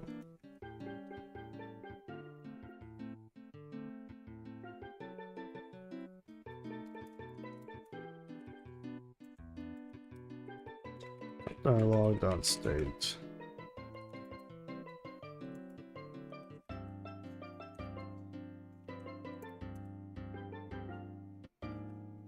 Okay. So let's shut that down. It's not in use.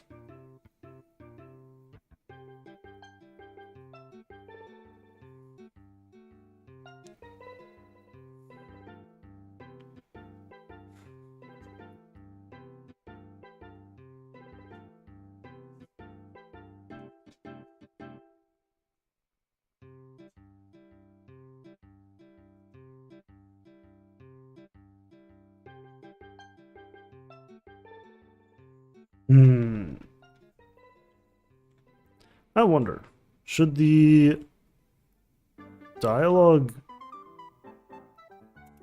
should that be in front of the NPC?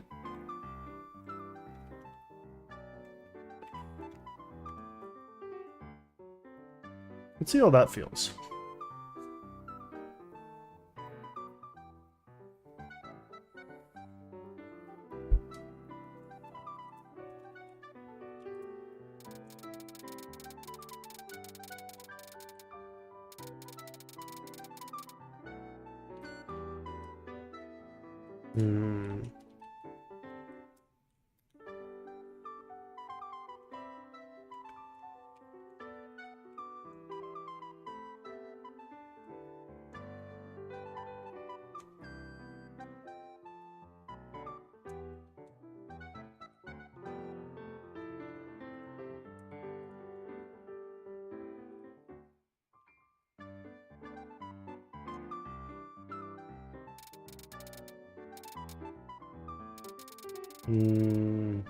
I don't think it should be. That's weird. And like it can be placed anywhere.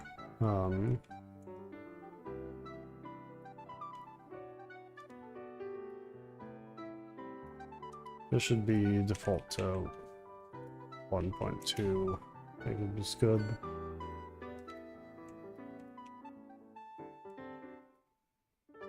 We'll just invert this. Go back over there.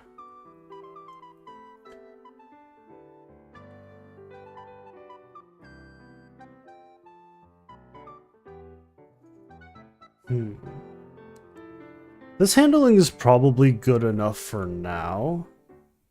Because yeah, so the main thing is that I'm rotating it in two different points. There's the base pivot that it uses at the origin of the NPC. So that way it's always following me on that side of them. And then there's the one that rotates it to look at me, or like the player.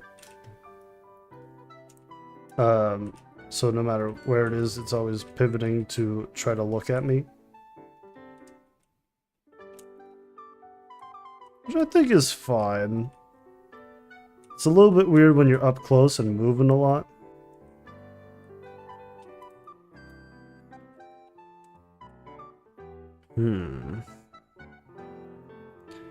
Do you think it would be better if it's just like placed in one spot?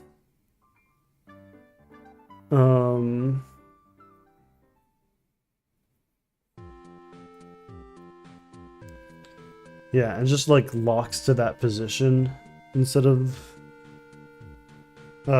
constantly updating.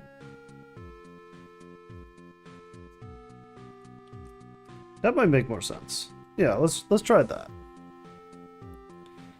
So our dialogue box, this will be the last thing that we do. We have 3 minutes here left. Speaking of which, that doesn't mean my music's about to run out. Get it. Alright, we have 2 minutes left of music.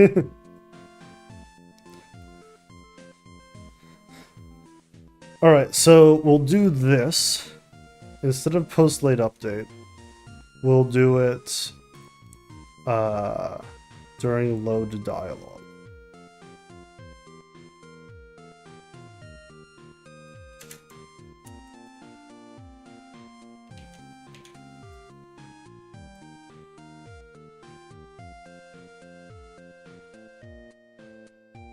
A little bit, please stand by.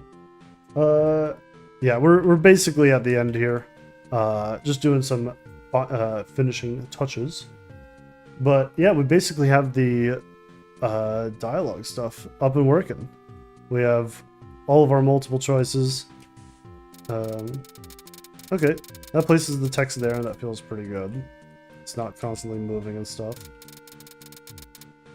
Oh, but it does do that. Let's run that in on enable, because I think if we set an object to be off and on again on the same frame, on enable doesn't run, but it might. I could be wrong.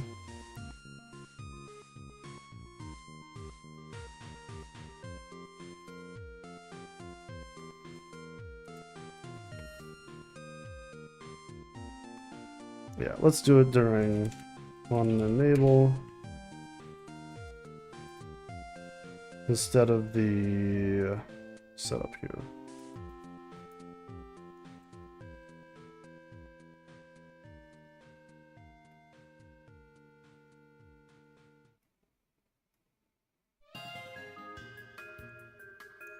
All right. Console clear, play. Maybe on enable does fire twice if you disable and re-enable it. Ooh. Well. Right. On enable runs before start, so this ends up completely failing. Oops.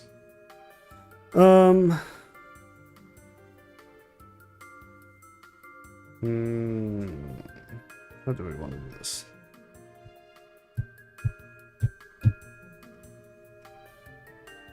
Because if we did it in load dialogue,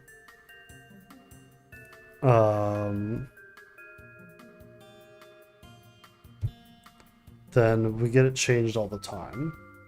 And if we do it on enable, this hasn't been set yet, so we effectively have to grab it here or have some initialization function.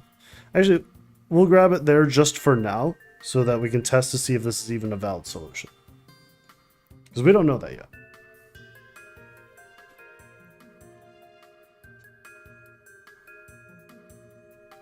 Let us begin.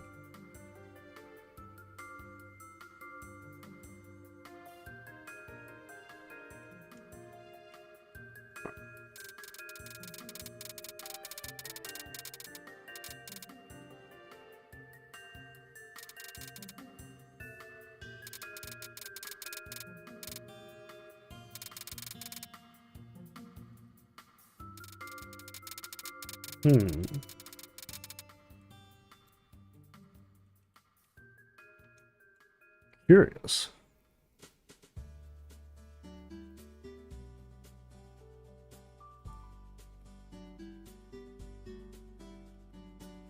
Does transform.lookat not run correctly if it's oh wait. So I think unenable isn't running because dialog box itself I don't think is ever turned off. Yeah, dialog box itself is never turned off.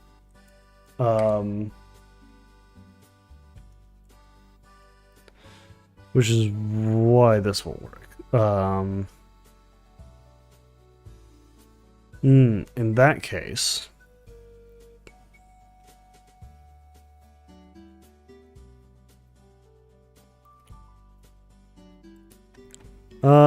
actually it might be a good idea to have the dialog box turned off and back on again. That way we we drop the update loop for when it's not active.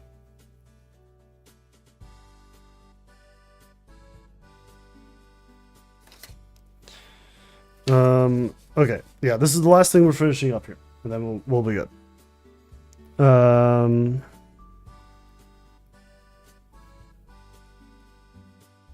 So instead of handling it all through canvas root to the game object, we're just gonna comment this out for now so we can see all the errors. Where is that? There we go, yeah. Game object set active, true. And false.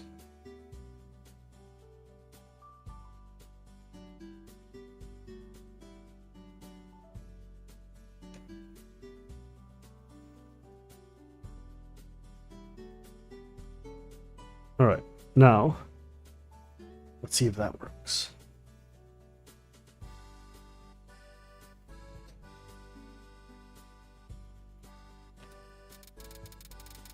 Alright, so what we don't want it to do is change here when I click. Okay, it still does. So...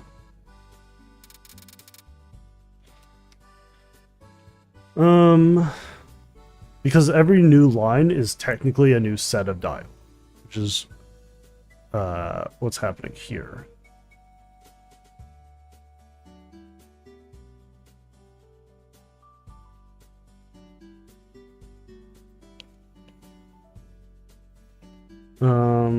Maybe we can not call end dialogue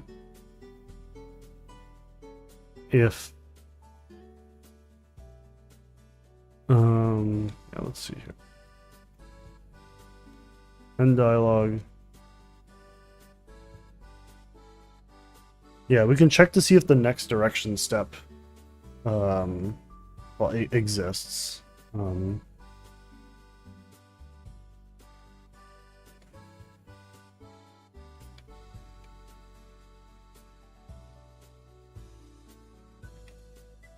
Yeah. Private.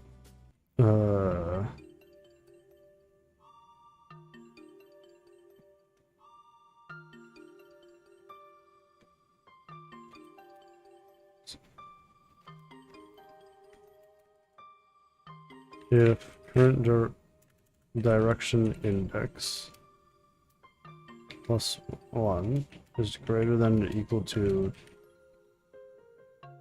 how am I doing that? Direction types dot length. Okay, that's where I'm checking.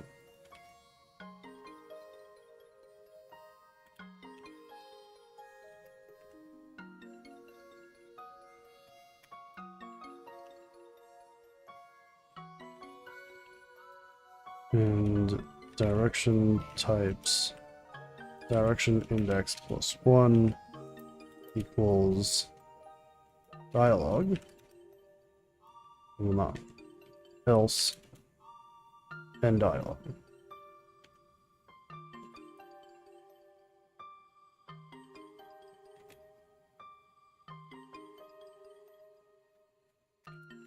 So we'll do greater than or just not equal.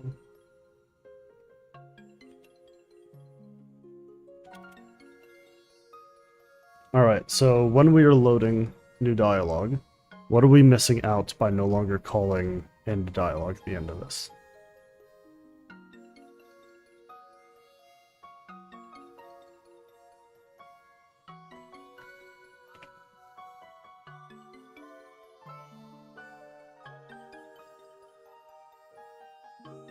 We need use test rules anymore.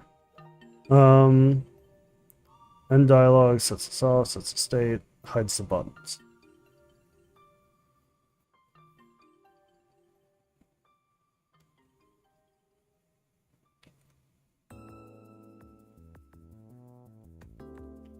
I think it'll be fine for us to put that here.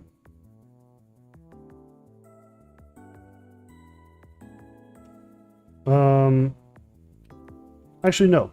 It makes way more sense to hide the buttons in our selecting answer. Obviously. Yep.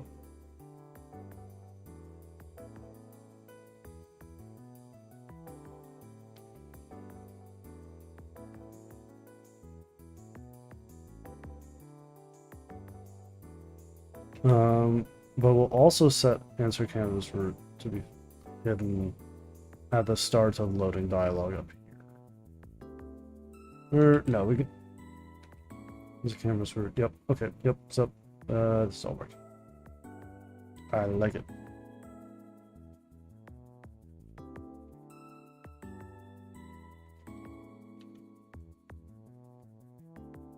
So now, we are still relying on the on-enable for the toggle. That should be it.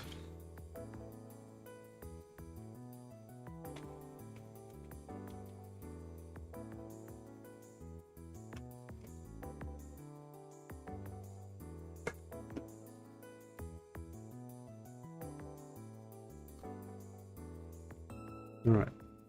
Well, next here. Skip ahead. Sure.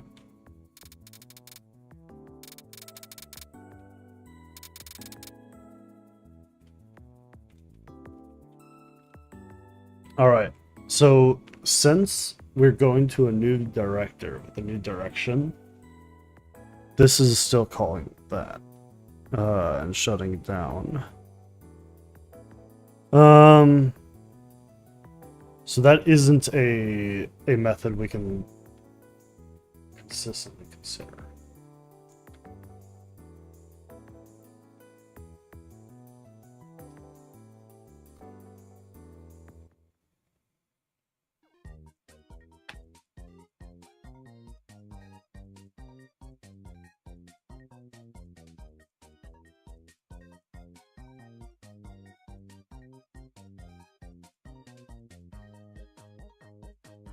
I guess we can do a frame count check. Because next direction step iterates on the same frame as this happens. And then it starts waiting. Okay. Yeah, we should just be able to do a frame wait on that. Have it int frame when disabled. Frame when ended.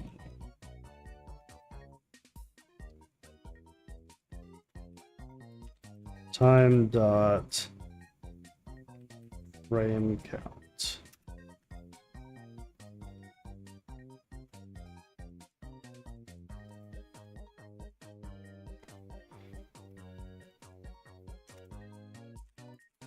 If time dot frame count does not equal frame when ended, we will orient it.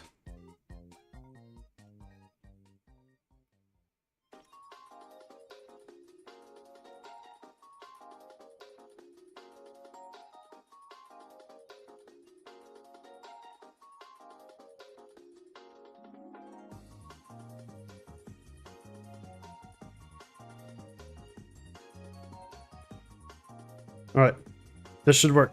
Please let it work so I can be done. I can go get food. I'm hungry. All right, full screen. Close menu. Wait for everyone else to walk away. Click. Ah.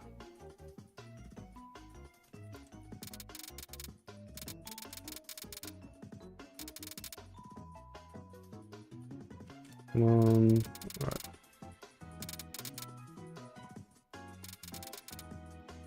Okay, so that one is run on the same frame.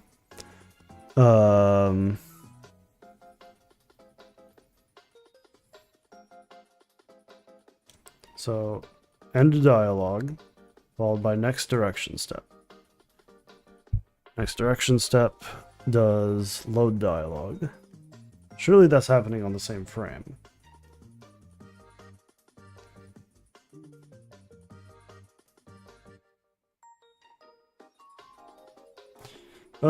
I guess not, because what this is doing is it is waiting for this complete flag. But, Maybe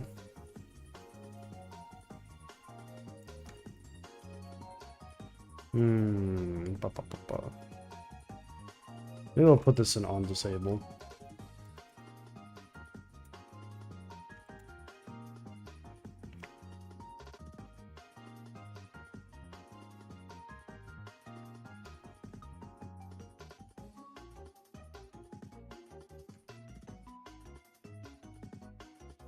Because the big issue we're running into here is that every line of text is a new direction. Like a new thing that the director is doing. Which is generally fine, except since it's reinitializing it, technically, every time, it's placing it again. So if I come over here... Okay, yeah.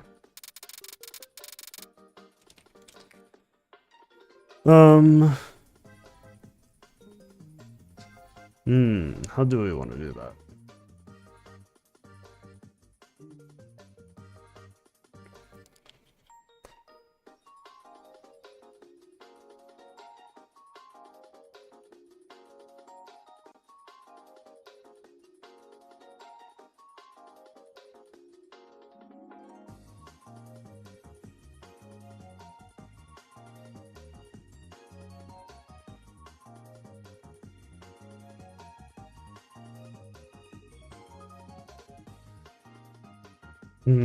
Maybe we'll just do the consistent placing.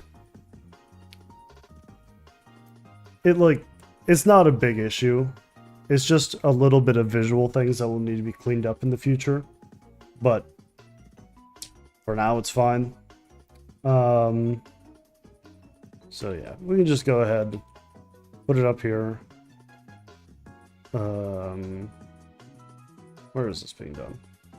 There we go. Private void place UI.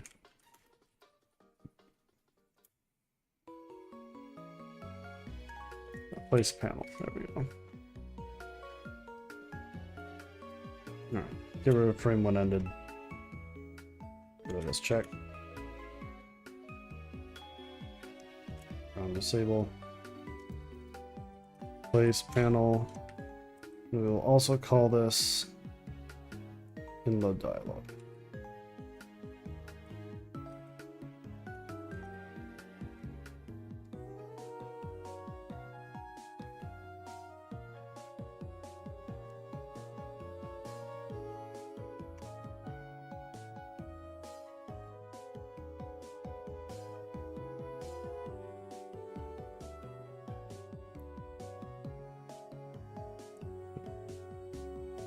So, yeah, now it's rotating towards where the player is.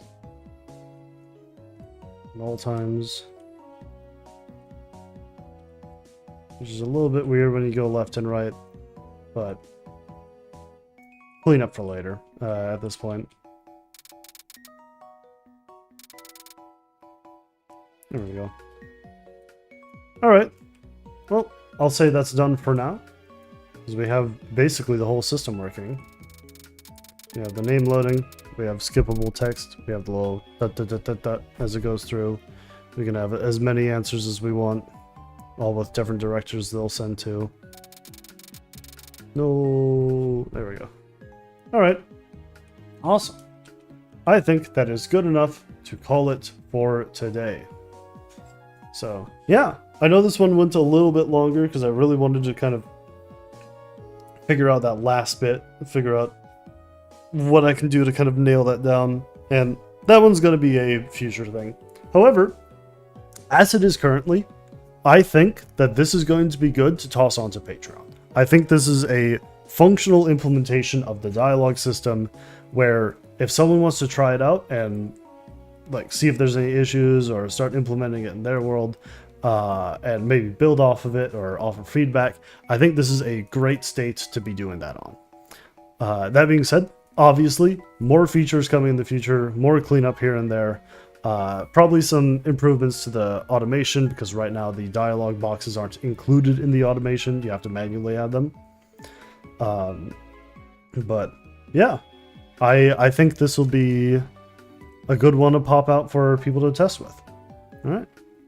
Well, next week, I think we'll be back at the combat system. We've had a lot of people asking about that, and we have a lot of things that we can kind of jump on for those tools as well. And I look forward to seeing everyone for that next week on Tuesday. Until then, we'll see you around.